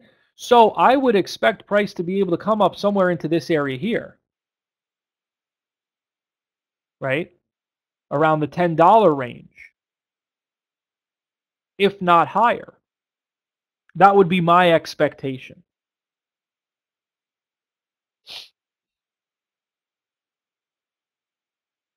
The previous low, meaning right here, where I just drew that arrow.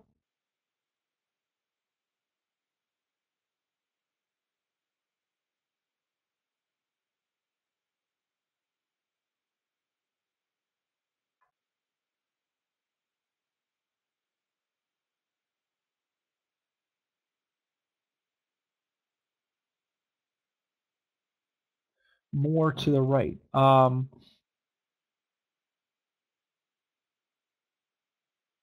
Where are we talking? Give me what month are you looking at? So this right here, this horizontal, or rather vertical line, that's January, New Year. So are we to the left or the right of that? Okay, so March, so right here.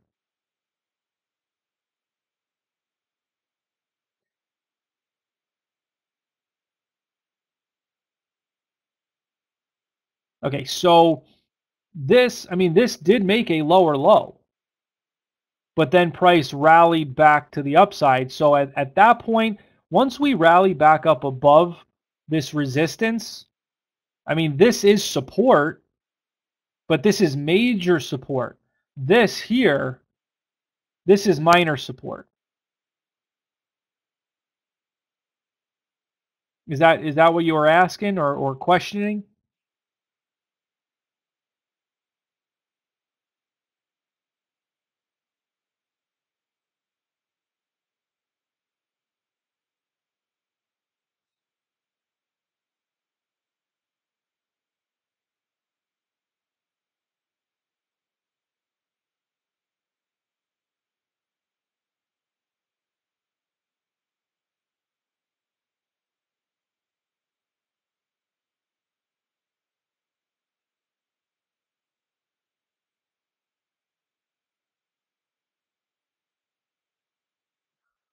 Um, I mean, without looking at the larger time frame, it's hard for me to say yes.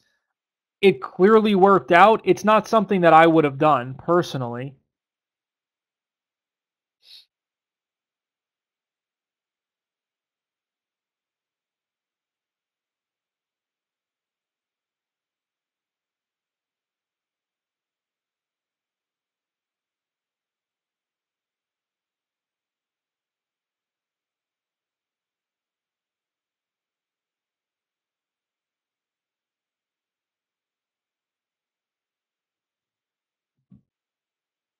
All right.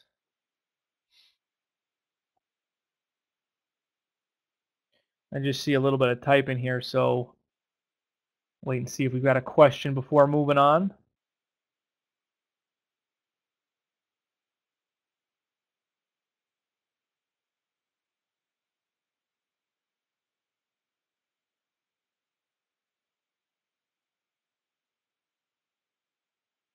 No? Okay. So here, 15-minute time frame, we get a push up above what was resistance, right? We were in a downtrend. So we push up above this stage one consolidation, continues to grind its way higher. Then you get this pullback and PBS on support. You buy it over the high, stop under the low, and then manage it on up. Right now, why is this being identified as a target area? Because if you look to the left, you can see that it's got this resistance over there. So that's why we're looking at this as the target area. The RT that you see noted up there, that is reversal time. And we're going to talk about those as well. But those are either intraday periods of time or periods during the month. So like the beginning of the month, the middle of the month, and the end of the month can act as reversal times uh, from a swing to core point of view. As far as the intraday reversal times go, I'll type them in here, but you've got 10 o'clock, and these are all in East Coast time, but you've got 10 at 10:30 as another one. Then you also have 11:30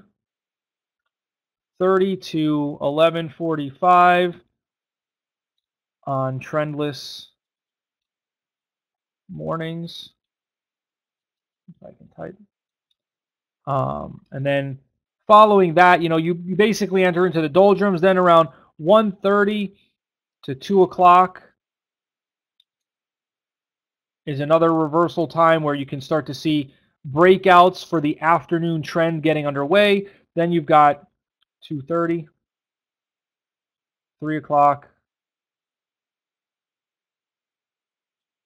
and 3:30.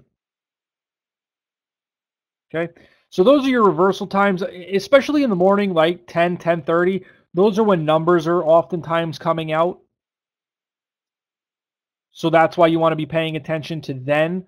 As I said, the 11:30 to 11:45 reversal time is really for trendless morning. So if there's not much going on, a lot of times you'll see around 11:30, 11:45 price start moving based on the slow morning action.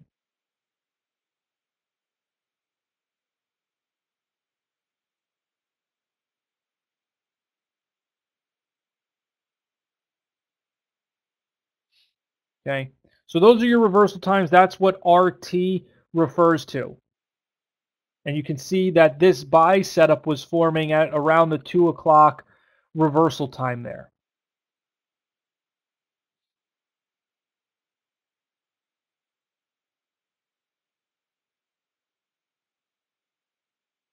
This is on a 2-minute chart. So again, as we've talked about a number of different times, it doesn't matter. It doesn't matter what time frame you're trading from. These tactics, these patterns will form no matter what time frame it is that you're looking at, and quite frankly, no matter what market you're looking at. So here's your breakout to the upside. You can see a little pullback and buy setup right here. Then price continues to move up. You can see breakout here, buy setup on minor support, play it long here. Again, sell it as it moves away, and then buy again here, all assuming the larger time frame is in your favor. Do you consider the pre-market for signals or just from the open? I go back and forth, to be honest. I mean, I don't, in my experience, I have not found that one is more advantageous than the other. I do suggest that you look at it just to see what's happening, especially if there's a big gap up or down, because that can help tell you one way or the other what to expect. But a lot of times what I do is I just look at based on the open what patterns we're getting. Because like I said, there are times where I've seen having the pre-market data to go off of has been valuable, and then other times I've seen where it hasn't really given me an edge. If anything, it may have worked against me. And I can say the same thing for just trading off the open, looking at the gap. If I had the pre-market data, I may have seen something that I wouldn't have otherwise. So, as I said, I have not been able to conclude one way or the other that one is better than the other. So what I would suggest is you do what works for you.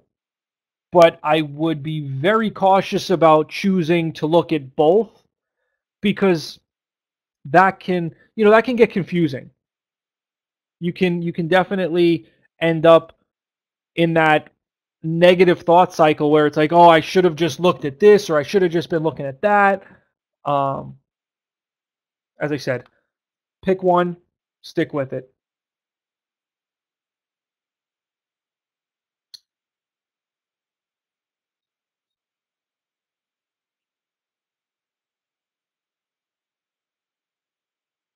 What I will do as far as trailing a position is, if I see price coming into, say, target one, what I'll do is drop down. I might just sell it. It might be where, if it's had a nice extended run, I might just sell it into some of that strength. Or what I will do is, instead of just selling it, go down to a smaller time frame and try and tighten up my trail stop for part of the position. So if I enter off the 5-minute and I'm into, say, target one, I'll then drop down to the 2-minute and use a bar by bar trail. This way, if it continues to rally in my favor, I'm able to hold on. But if it does start to weaken, I'm able to exit at a level that more often than not is going to be tighter than what the 5-minute would give me. And then, yes, trail the rest.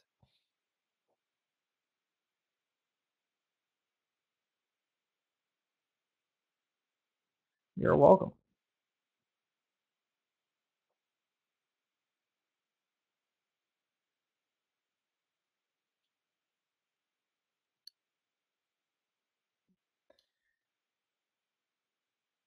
We've discussed it a bit over the course of today so far, but you really want to pay attention to the quality of the setups and understand that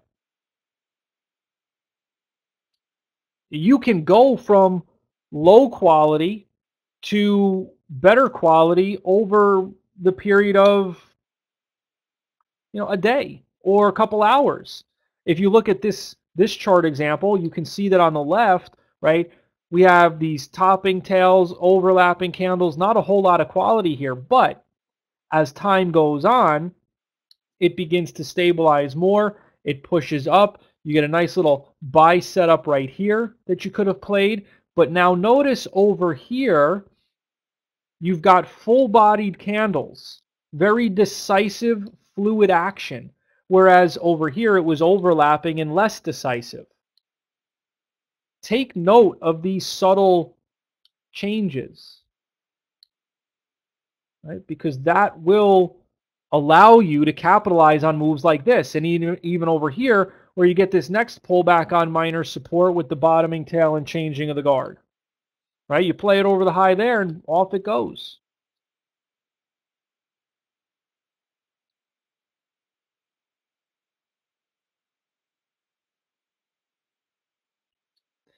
Here we've got an example of the PSS at the declining 20 MA. Again, like we were talking about earlier, you see something like this setting up, it's the one. You don't want to pass this up.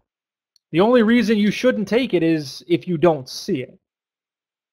That's really the only justification you would have to not taking something like this, assuming, of course, the larger time frame is down and it's got room to keep falling. All those other things being considered, this is more or less a picture-perfect setup.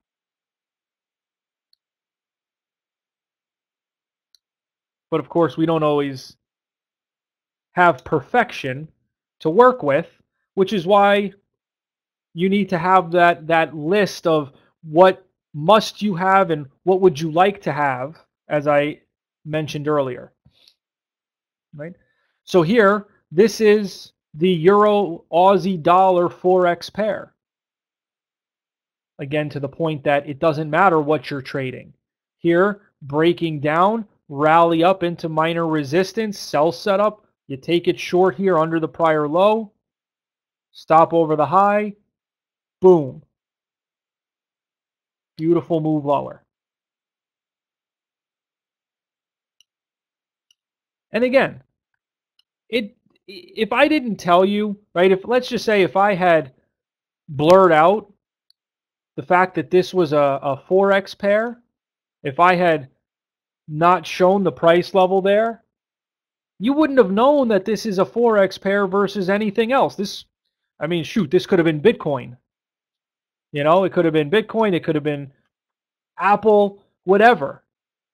Because candlesticks are all based on human emotion. If you can chart it, you can trade it. It's that simple. Here's another example. And this is the one that we looked at earlier in the day where I said, you know, at the time we looked at it, we said this is a 50-point play, but in reality, it's actually 90 points. This is it. You've got your retracement and sell setup with a topping tail and narrow range bar and changing of the guard at minor resistance with a 40 to 60% retracement and the declining 20 MA plus the 3 o'clock reversal time. So again, this is as close to perfection as you're going to get.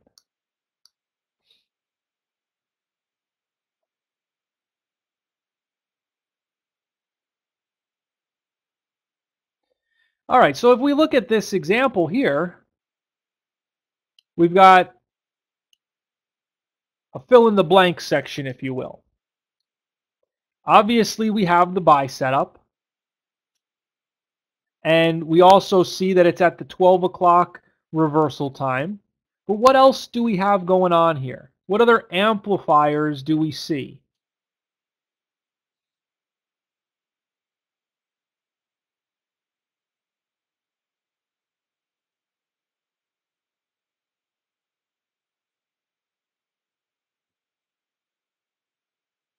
Yep, 20 MA, bottoming tail, and narrow bodied bar. Absolutely.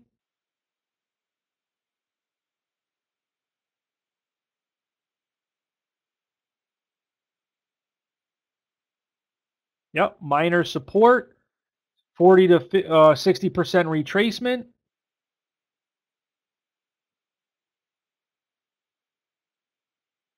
Yep, exactly.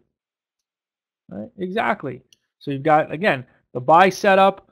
Could be a changing of the guard. Tough to really tell based on how it closed. But either way, you've got a bottoming tail. You've got the narrow range bar. You've got the minor support. 40 to 60% retracement. Rising 20 MA. Reversal time, as we talked about. So all in all, not a bad setup. Not a bad setup.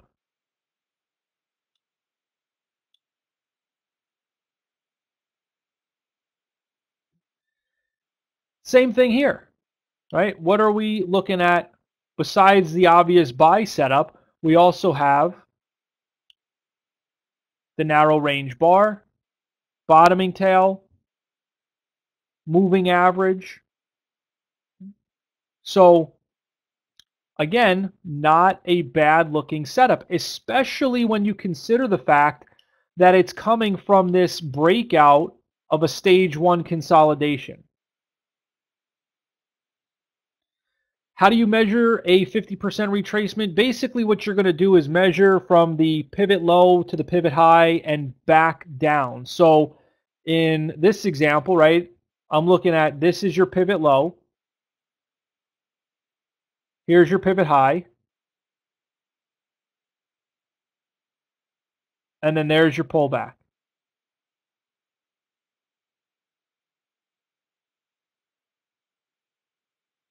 Right, so that's how we're measuring it. So here's the move up. That's the move down. You can say roughly 40 to 50%.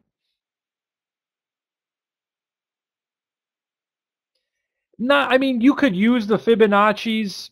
I don't. You know, the 40, 50, 60% retracement levels are going to give you a good guide as to where those fib levels are. But again, like the moving averages and like trend lines, the Fibonacci levels, unless they line up with actual price support, I don't pay too much attention to them. Just as I don't pay too much attention to these retracement levels unless, again, it lines up with something of value. But, I just eyeball it personally. If it falls within that 40 to 60% retracement area, then I know what's going on. So as we look at this, it's clear to see we're in an uptrend.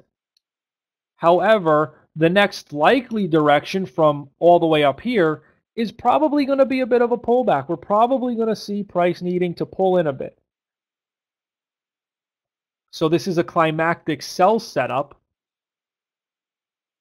where we might be looking to definitely get out of a long position and maybe even consider a short position. And if we were to identify another PBS, it would be this one right there. Right after we get the strong move up here that breaks out above this consolidation area, that next pullback is your first buy setup within this transition to a new stage 2 uptrend.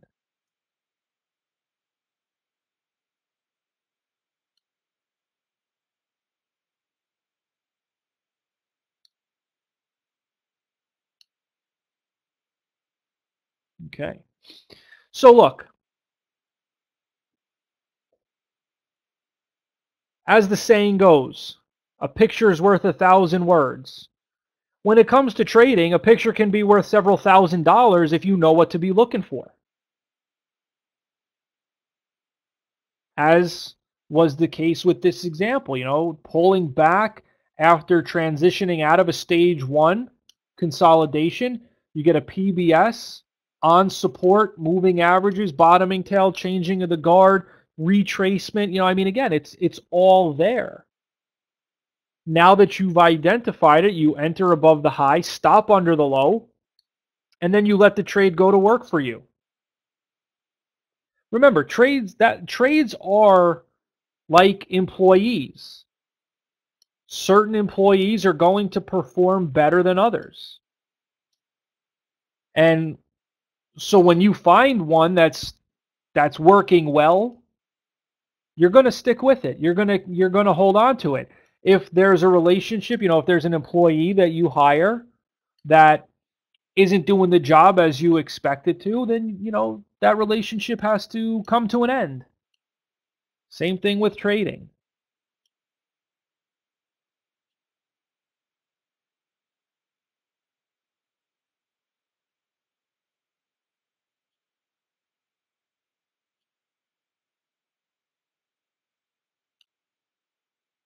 All right.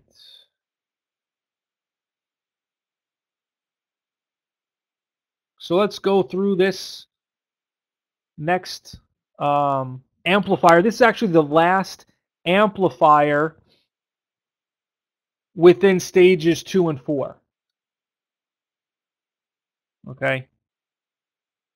So after we go through this, I'll probably give you a little break, and then maybe we'll get into a little bit of the next chapter, the next section, before breaking for today. So after we go through this, we'll take a 10-minute break, and then, like I said, we'll come back, go through a little bit more, and then call it a day. Sound good? Does that work for everybody? All right. Perfect. All right. So the buy and sell zones. As we just talked about, the 20 MA is undeniably one of the most potent moving averages out there. It is followed by most everybody. However, there are occasions where whatever it is you're trading will break below that 20 MA or break above it depending on the direction of the trend. And what we've discovered is that when that moving average is violated, there oftentimes can be a rebound of even bigger proportion that can come from it. And that led us to the pristine buy and sell zones. So let's uncover or get into what that actually is here right now. All right. So the pristine buy zone is the area between the rising 20 and 40 period moving average. So if a stock, or again, whatever you're trading, is in a very strong uptrend and pulls back into this buy zone, oftentimes you may see an even more powerful move than that which simply pulled back to the rising 20 MA. The sell zone is just the opposite. It's obviously in a downtrend. If price breaks above the 20 MA but falls in that zone between the 20 and the 40, you're going to look for a move to the downside to occur, and oftentimes can occur at an even faster or bigger rate than if it had just retraced into that 20 MA. And I'll get into why that is here in just a moment. But understand that you cannot have a buy or sell setup that has both the 20 MA and the buy zone as amplifiers. So it's either one or the other. It's either at the 20 MA or it's in the buy zone. It cannot be both. Okay? So here it is. You've got your pullback, buy setup, bottoming tail, changing of the guard, minor support, buy zone, etc. You're entering it no different than anything else. Above the prior high, stop under the low, boom, manage it in between. Sell zone, just the opposite. You've got your retracement into minor resistance, the above average volume, topping tail, changing of the guard, sell zone. So you're going to look to enter below that bar's low, that topping tail bar's low, and then manage it on down. But again, remember, you cannot have a pristine sell setup in the pristine sell zone and the declining 20 MA. Okay, it's one or the other.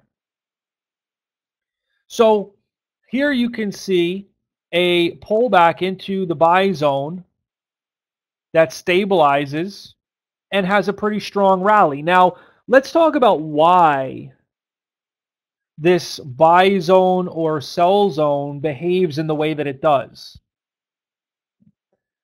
Think about what it means, right? If you're pulling back into this area between the 20 and the 40, what do you think that likely means for the larger time frame? Right? If the larger time frame's in an uptrend and now we've broken below the 20 MA on, say, the daily, what is that likely beginning to present on the larger time frame?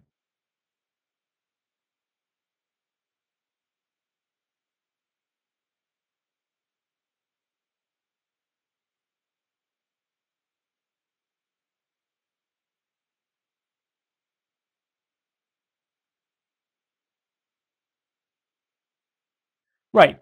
It's above the 20 MA on that larger time frame, and yeah, exactly, a pullback. So in a sense, a pullback like this on the daily chart is beginning to establish some type of buy setup on the larger time frame.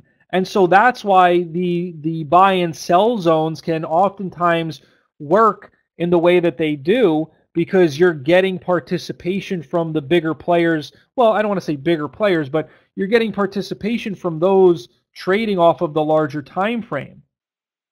So a larger time frame's pattern is triggering, allowing a stronger move up than if it had just pulled back, say, to the 20 MA and then began to move higher. Does that make sense? Right, so just because you get a deeper pullback below the 20 does not necessarily mean that the trend is reversing. However, that is a common misconception. A lot of times traders will think that, oh, if we're breaking below the moving average, then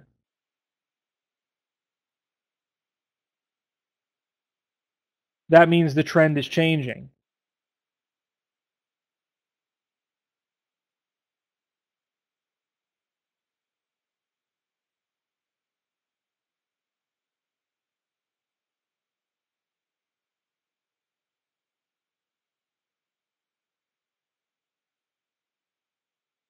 Okay, so hopefully that makes sense.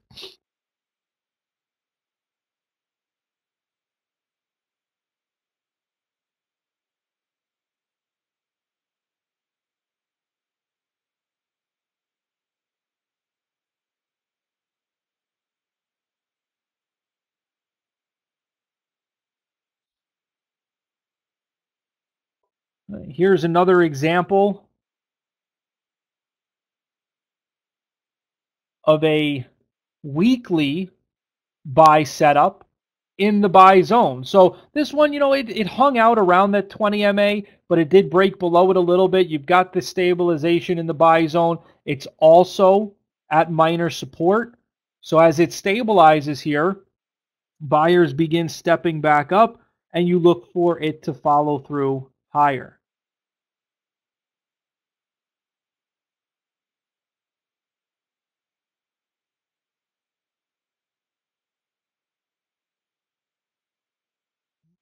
And again, the initial target up at the prior high is, I wouldn't say easily exceeded, but as you can see, it is pushing above it. Not knowing this cost me a lot of money. Yeah, it's understandable. It's one of those things that, honestly, it's one of those things that came to be what it is today because of experience losing money as well. So, I mean, and that's really anything that we've discussed so far today. All of these things that we're talking about have been realized through experience, through questioning what was commonly just accepted for this is what it is.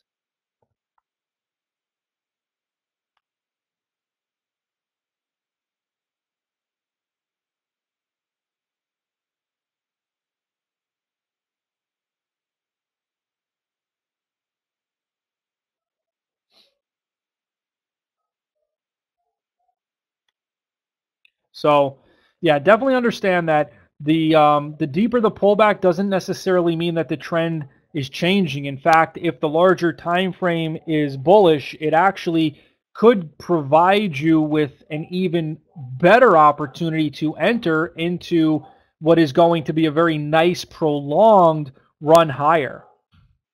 Right? So, even here, this is a daily chart. You've got a pullback into the buy zone, and bottoming tail, changing of the guard, it's all there for you. You got your 40 to 60% retracement, so you're looking to play it long for a move back up towards the prior high, and based on or depending upon what the larger time frame looks like, maybe even through this area.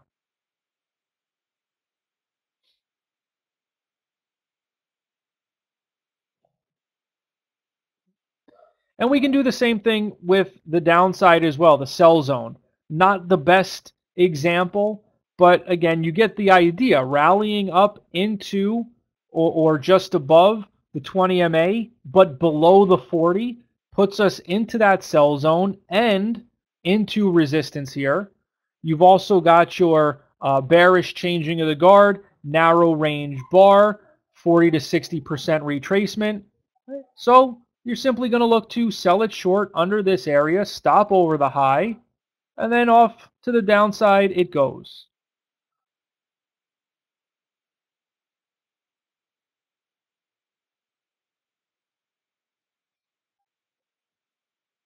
Okay.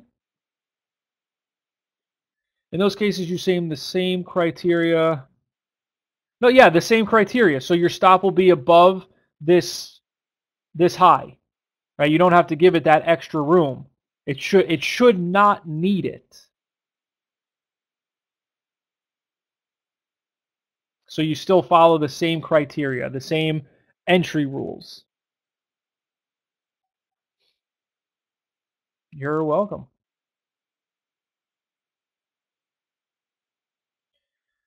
All right, guys. So that takes us into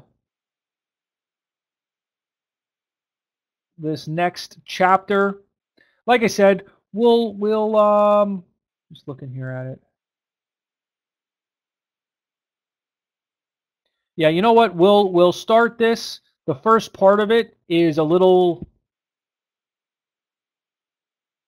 I wouldn't say extensive. I mean, it dives into major support and major resistance. So we'll go through that, and then so starting tomorrow, we'll kick it off with a nice, easy kind of way to get going here again with the sideways pause. So we'll talk about that to get started tomorrow. And like I said, that'll be a nice, easy kind of way to get our brain moving once again. What kind of stop do I advise? I say to use a market stop because, you know, when you want to get out, you want to get out. Even if you have to pay up a little bit to exit, the last thing you want is to be getting stuck in a position. So you can use limit orders for entry, but market orders for exit.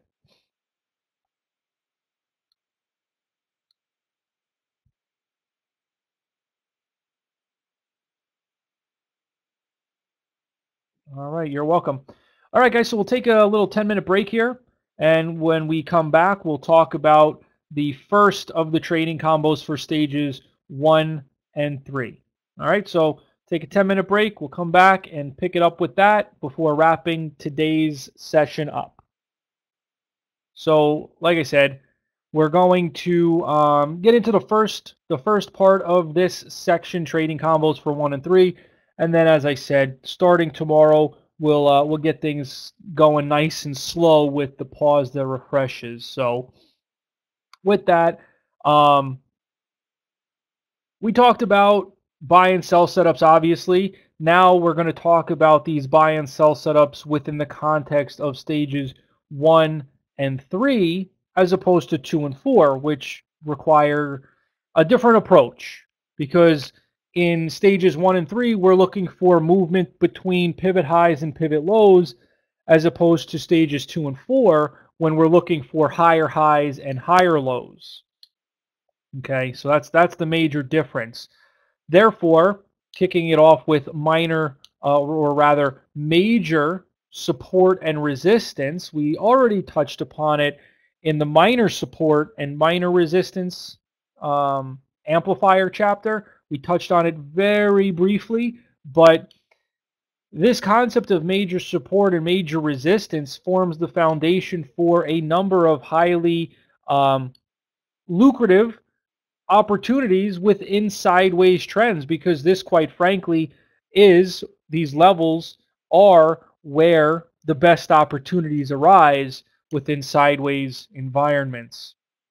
Okay, so major support, and again, major support, like any other amplifier, is going to be allocated 10 points.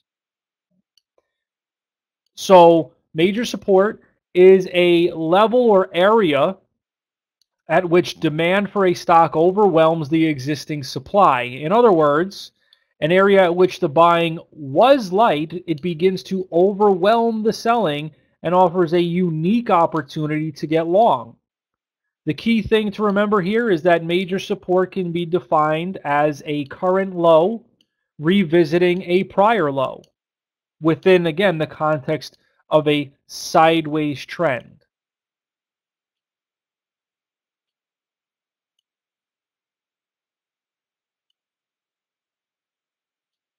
Okay? So anytime we come down into this $20 area, we want to be looking to get long. We want to be looking for opportunities to get long to play a rally back up into the $24 area. And remember, I mean, we use the same amplifiers as we discussed before for the most part. The changing of the guard, the bottoming tail, the topping tail. The only things that we're not going to be using as amplifiers are things like the moving average, minor support or minor resistance, the 40 to 60% retracement.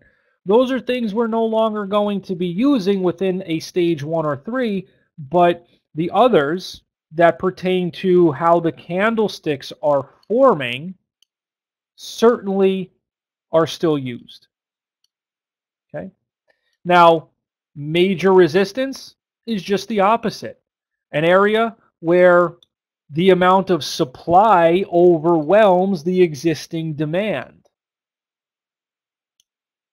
So as we rally up into this $24 area and the current high revisits a prior high, there is an opportunity to get a reversal there. So look, we're not just going to blindly bid an offer between these areas of major support and resistance. We still want to see a pattern develop.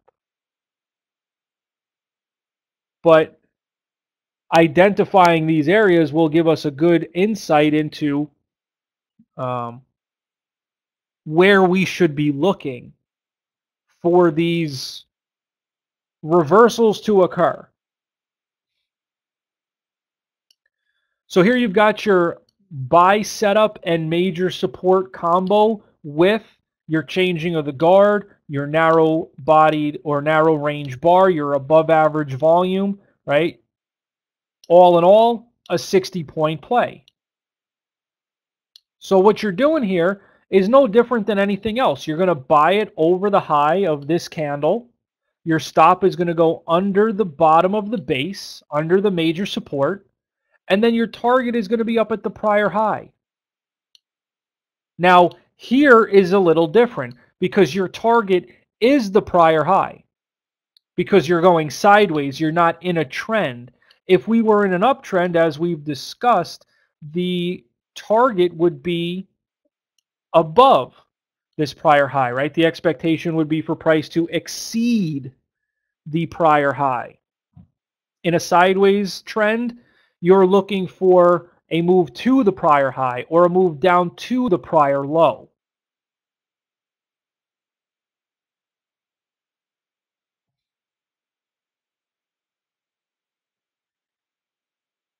The pristine sell setup and major resistance combo is just the mirror opposite. Rally up into resistance, changing of the guard, could be a topping tail if it happened that way. Narrow range bar, above average volume, major resistance. You're looking to sell it short under the low of this candle, stop over the high of the resistance, and then again, it's pretty much an all or nothing approach. Either it's going to go down and fill you at your target, or it's not, and you're going to get stopped out, at which point you'll have new information that is telling you, hey, price is now breaking out, and you want to start shifting your bias to looking for longs.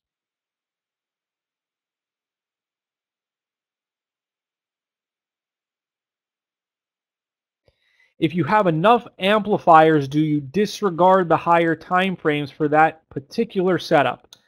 I wouldn't necessarily disregard the higher time frame, but you could, if you have enough confidence in the setup, you could take that setup, assuming it's got enough room to move in your favor. Okay, so I would treat it more as a scalp than something that I would expect to have a longer term potential for movement.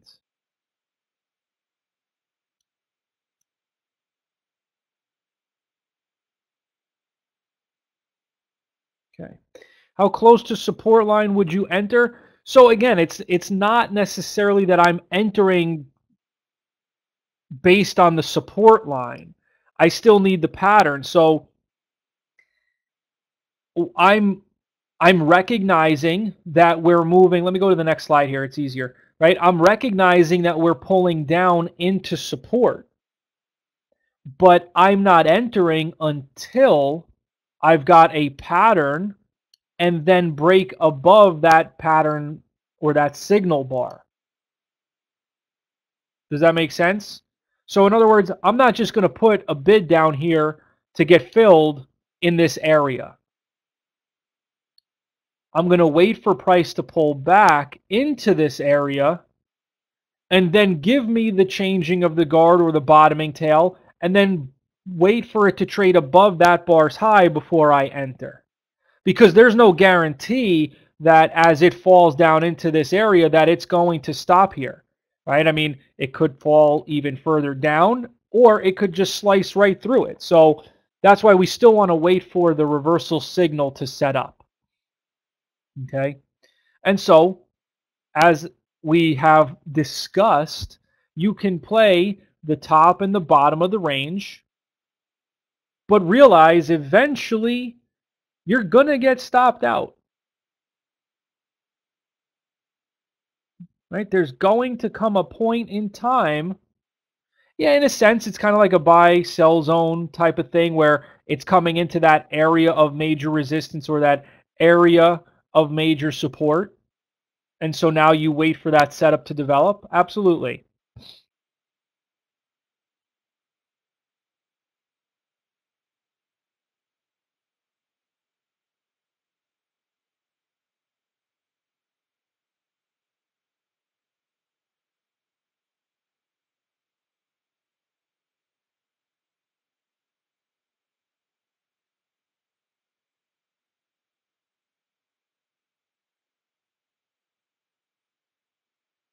Okay? So, as I said, I mean, there's going to come a point in time where price is going to break out or break down.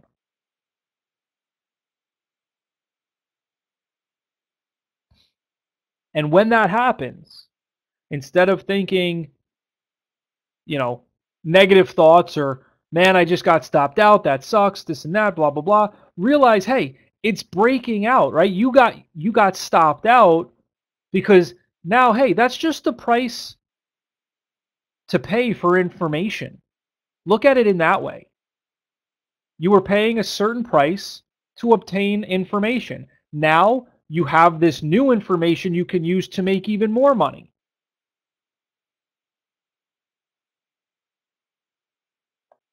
Okay.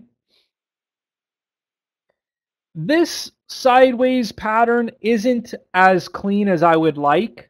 Remember, as we talked about earlier this morning, not all sideways trends are tradable. In fact, out of the 3 types of sideways trends, there's really only one that is, in my opinion, tradable. This is kind of towing the line because the volatility that we see here, it's not very clean, fluid movement up and down. It's these very sharp and abrupt moves up and down that don't give you a lot of opportunity. So again, can you see the highs and lows and trade them? Yes. Is it the best? Not to me, but I understand also that that's somewhat subjective. What does that even mean, the best? The best for me is different for somebody else. So just understand that if you have a bunch of overlapping candles and a lot of tails, stay away from that kind of sideways trend. That's what you want to avoid. This, you could get away with trading and be okay with doing that. As you can see here, just playing the top and the bottom. And again, it's all in, all out. You get in at the support. As it moves up and hits your target, you get out. You're not holding on for potentially more because that's just not what the sideways trend allows for.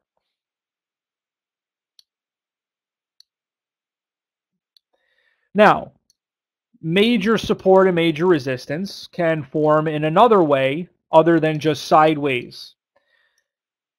you can have major support form despite only having one reference point if that reference point is from a climactic buy setup, or it happens after a deep retracement and break above a trend line. Now, while we have not yet discussed trend lines, you can pretty much visually see that, here's the trend line or what it would look like. Right? It's easy to see that we would have broken above that with this retracement. So you only need one of the two. In this case, you've got both climactic buy setup and deep retracement above a trend line. Therefore, this next pullback is viable as it's retesting major support. Now, we looked at this slide earlier today, or we looked at this example earlier today, and what I told you at that time was, for me personally, this isn't a setup that I would take. Just doesn't resonate with me. If you see something here you like, then all the more power to you. But where I would have been interested is in this breakout over here. Right? When it started to break out, that's when I'm interested. Because now I've seen it hold the prior low. I see the volume coming in, indicating strong demand. And I'm looking for price to move higher. And also understand that this is from a weekly charts perspective. You could have drilled down to a daily, and I'm sure you would have found something else to have gotten involved with off of that particular time frame if this just doesn't sit well with you.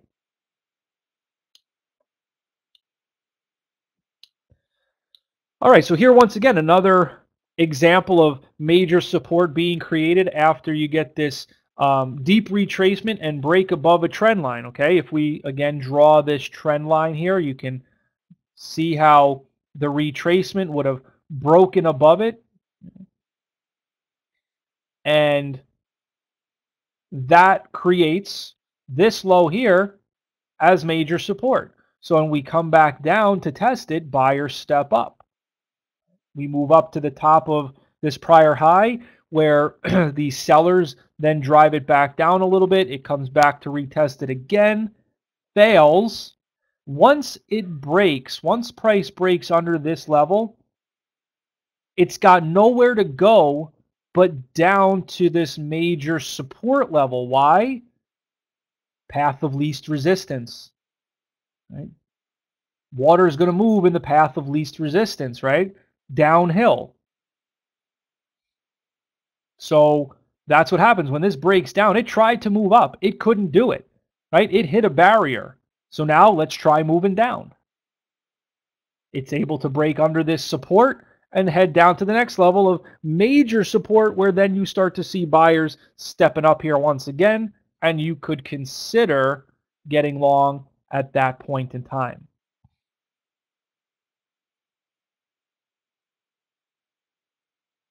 Okay. Here again, same thing.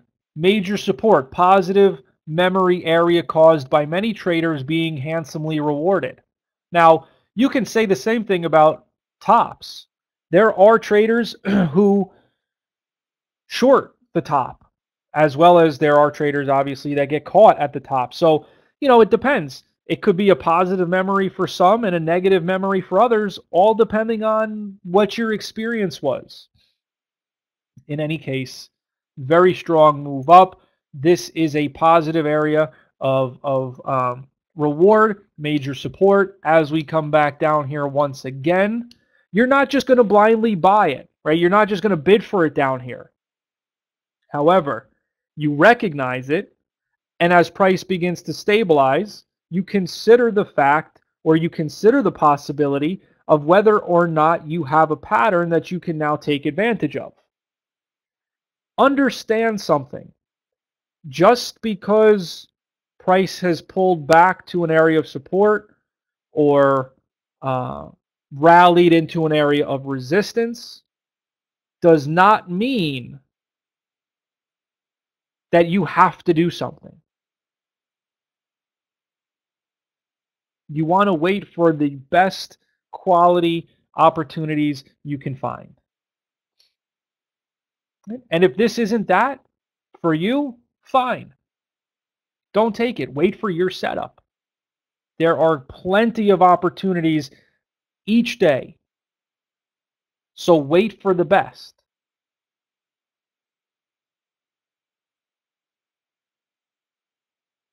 Once again,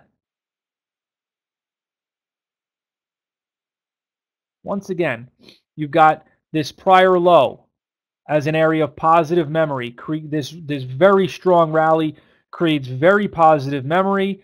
Price continues to move up, then begins to pull back, eventually working all the way back down to this area of major support where we see stabilization and a very strong rally off of it. Now, completely honest, I would not have taken this long. I don't see enough of a reason to have played this long. Yes, you get the strong reversal off of this area, but to me, based on the prior move, that wasn't enough. I know it's on support, but again, to my point that I just made, knowing it's on support isn't necessarily a reason to just take an entry long.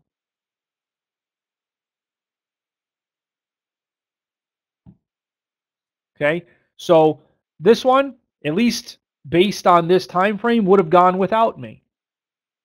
But I certainly would have been looking at, say, a daily chart to see if there was something else that I could have entered based upon the smaller time frame.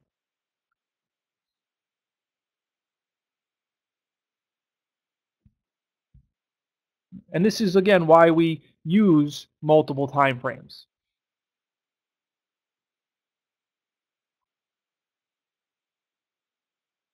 Again, sharp move down, climactic buy setup.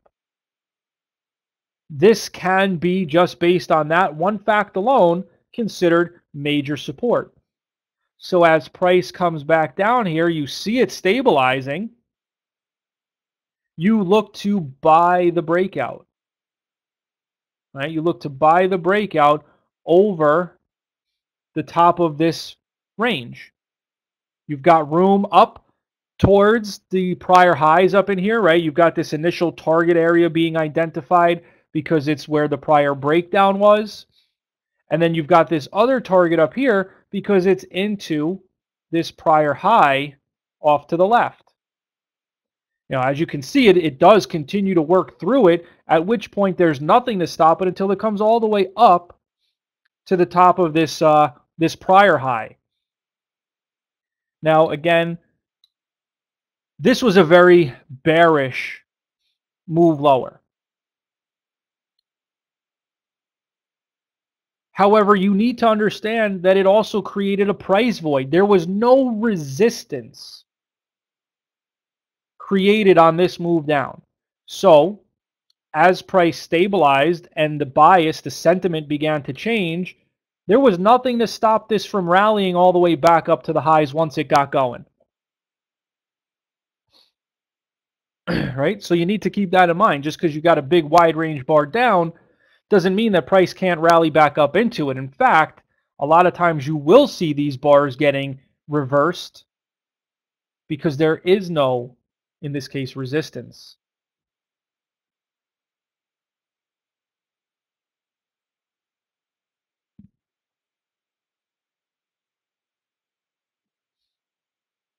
All right, so here's your your various stages within a bigger sideways trend.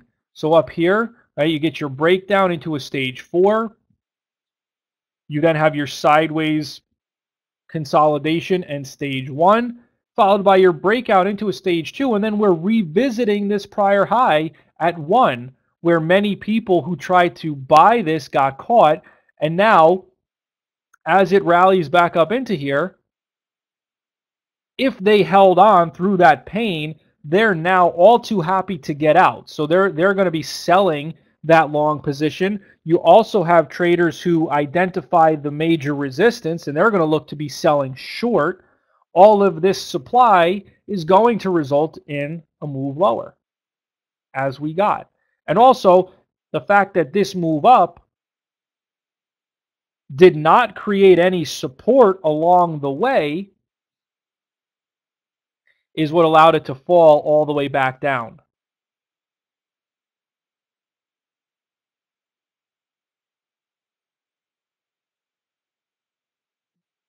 Now, as we've looked at these double bottoms, these retests of prior lows, we do the same thing with double tops. It's no different. So here you can see a trend line being drawn.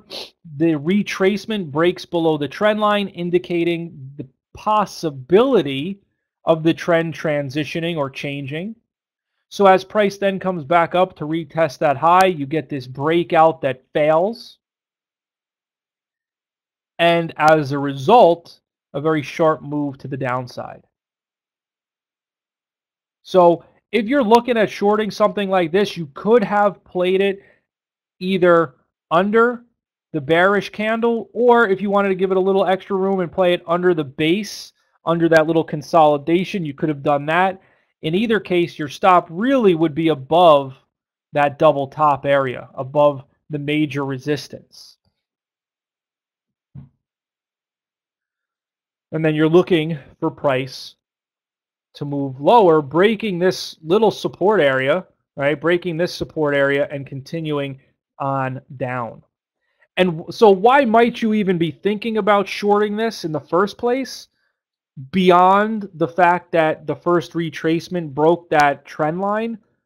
Well, if there was resistance to the left, right? Let's say there was resistance to the left and or the larger time frame was in a downtrend, this could have been a micro stage 2. This would have been your micro stage 3, and then the breakdown would have been your stage to stage match. Okay?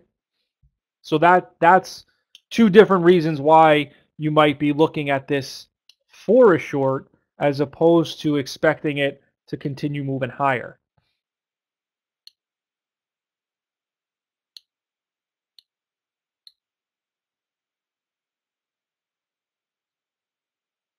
Here we have major resistance, a high revisiting a prior high, offering a pretty decent opportunity to get short based on playing the sideways range. Now, as I said earlier, I personally, for me, I wouldn't be using this as a first target because if I'm playing a sideways range, I'm expecting that it's going to go all the way back down to the prior low before stabilizing and then trying to rally up to the prior high. Now, as this came down to support, it does stabilize, so it would have hit the target.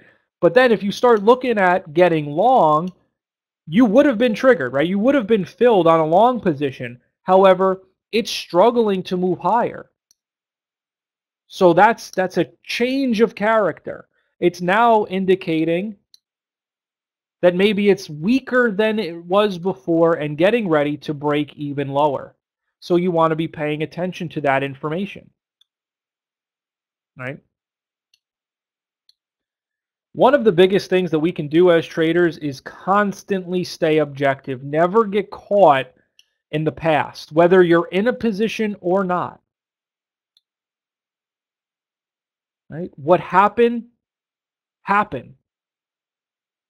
Let it go. Move forward and use the new information to now make decisions.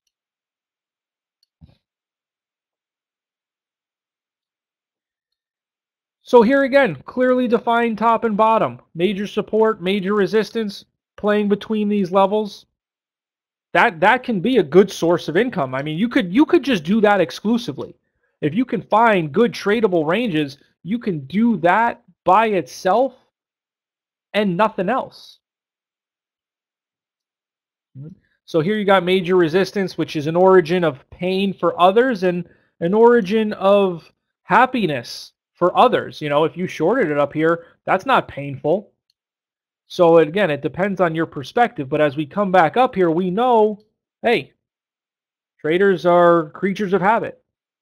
They saw it move lower sharply here the last time. We'll see if it happens again. Sure enough, it does. Moves down to major support. Now we expect the opposite. Stabilization and a move up.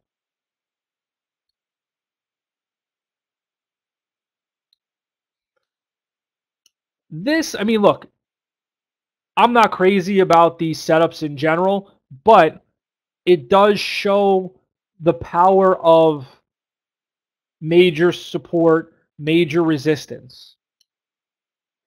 If you can identify these areas along with quality setups, then as I said, you could just trade these exclusively and do extremely well for yourself. But one of the biggest things to understand is that it's an all-in, all-out proposition.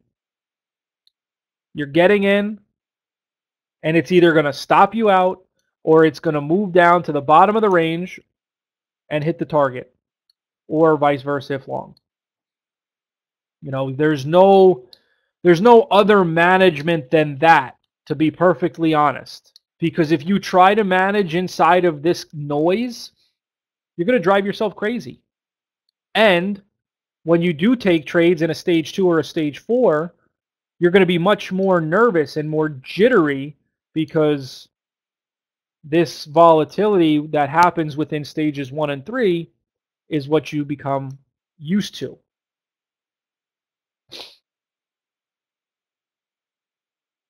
Okay, so again, major support and major resistance. Doesn't matter the time frame. Here's a 5-minute. We've looked at it on weeklies. We've looked at it on dailies. Makes no difference. The only change is the amount of time that you end up being in the trade for.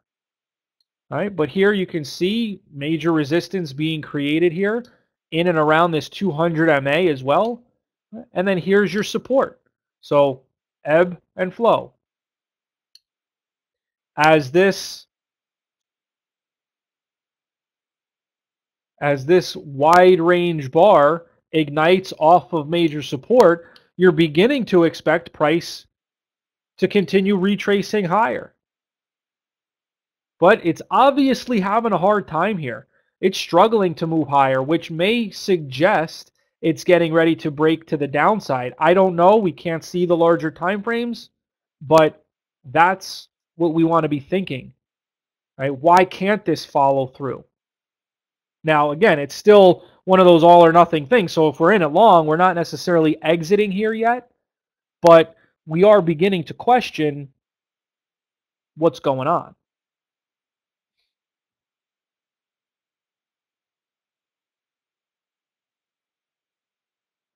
So, I mean, right now, as far as the market goes, it's in a stage 2 uptrend. Certain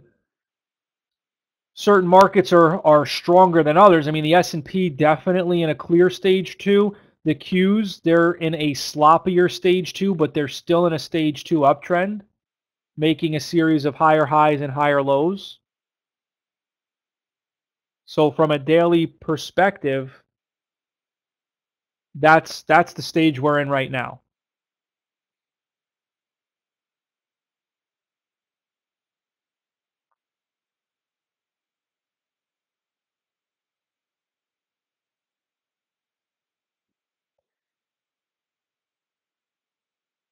So looking at this one, we've got a very strong move up from this consolidation. The move up, while strong, also creates a void or lack of reference points below.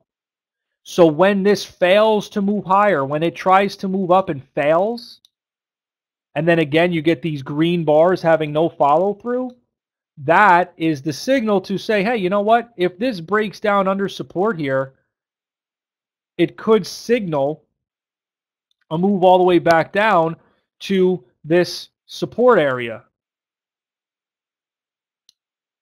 And that's exactly what ended up happening. Price then begins to stabilize, rallies back up to what is now major resistance, where you get this wide range bar ending the move into that area. Then It gaps down the following day. You could look to play that as a short, and then again moves back down to major support, where you then start looking for it to stabilize and consider getting long.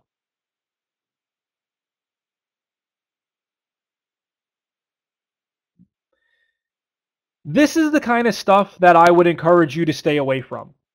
Yes, you can identify the top and the bottom of the range, but with all these tails, with all these overlapping bars, to me, it's just not worth it. It's not worth the subconscious damage that will inevitably happen.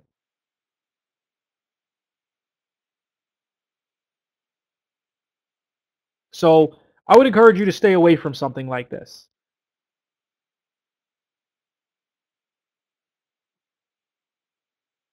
All right. So does anybody have any questions? Because this is the last slide here for today. We're going to call it a day here. And then, as I said, tomorrow we'll move into the pause that refreshes.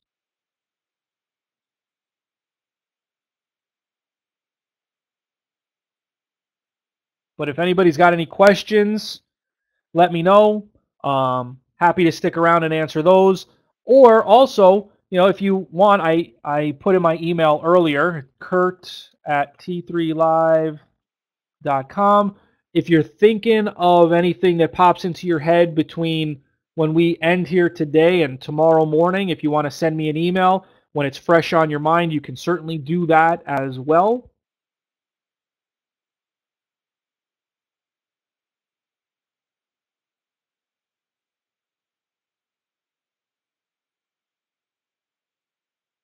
I believe it is in. I believe it. We have it in this course.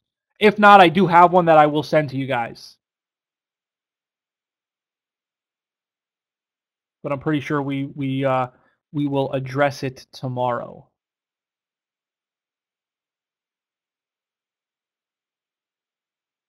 You're welcome. All right, guys. Thank you. The last 5 to 6 hours, most interesting and informative hours I've spent ever on trading. That's awesome. I appreciate that, Rob. As far as risk to reward that I usually look for, I mean, as a general rule, you want to at least look for 2 to 1 reward to risk, ideally 3 to 1. But obviously, you're not necessarily going to get that every time. But you want to be looking for trades that at least offer that potential.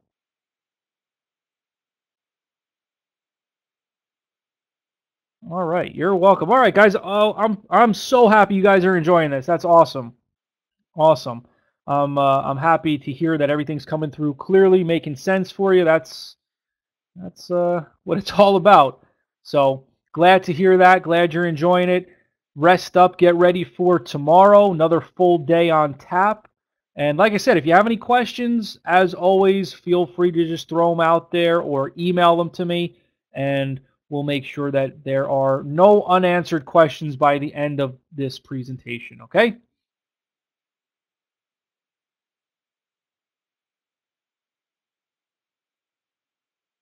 You're welcome. All right, guys, have a great night. And like I said, we'll talk again tomorrow.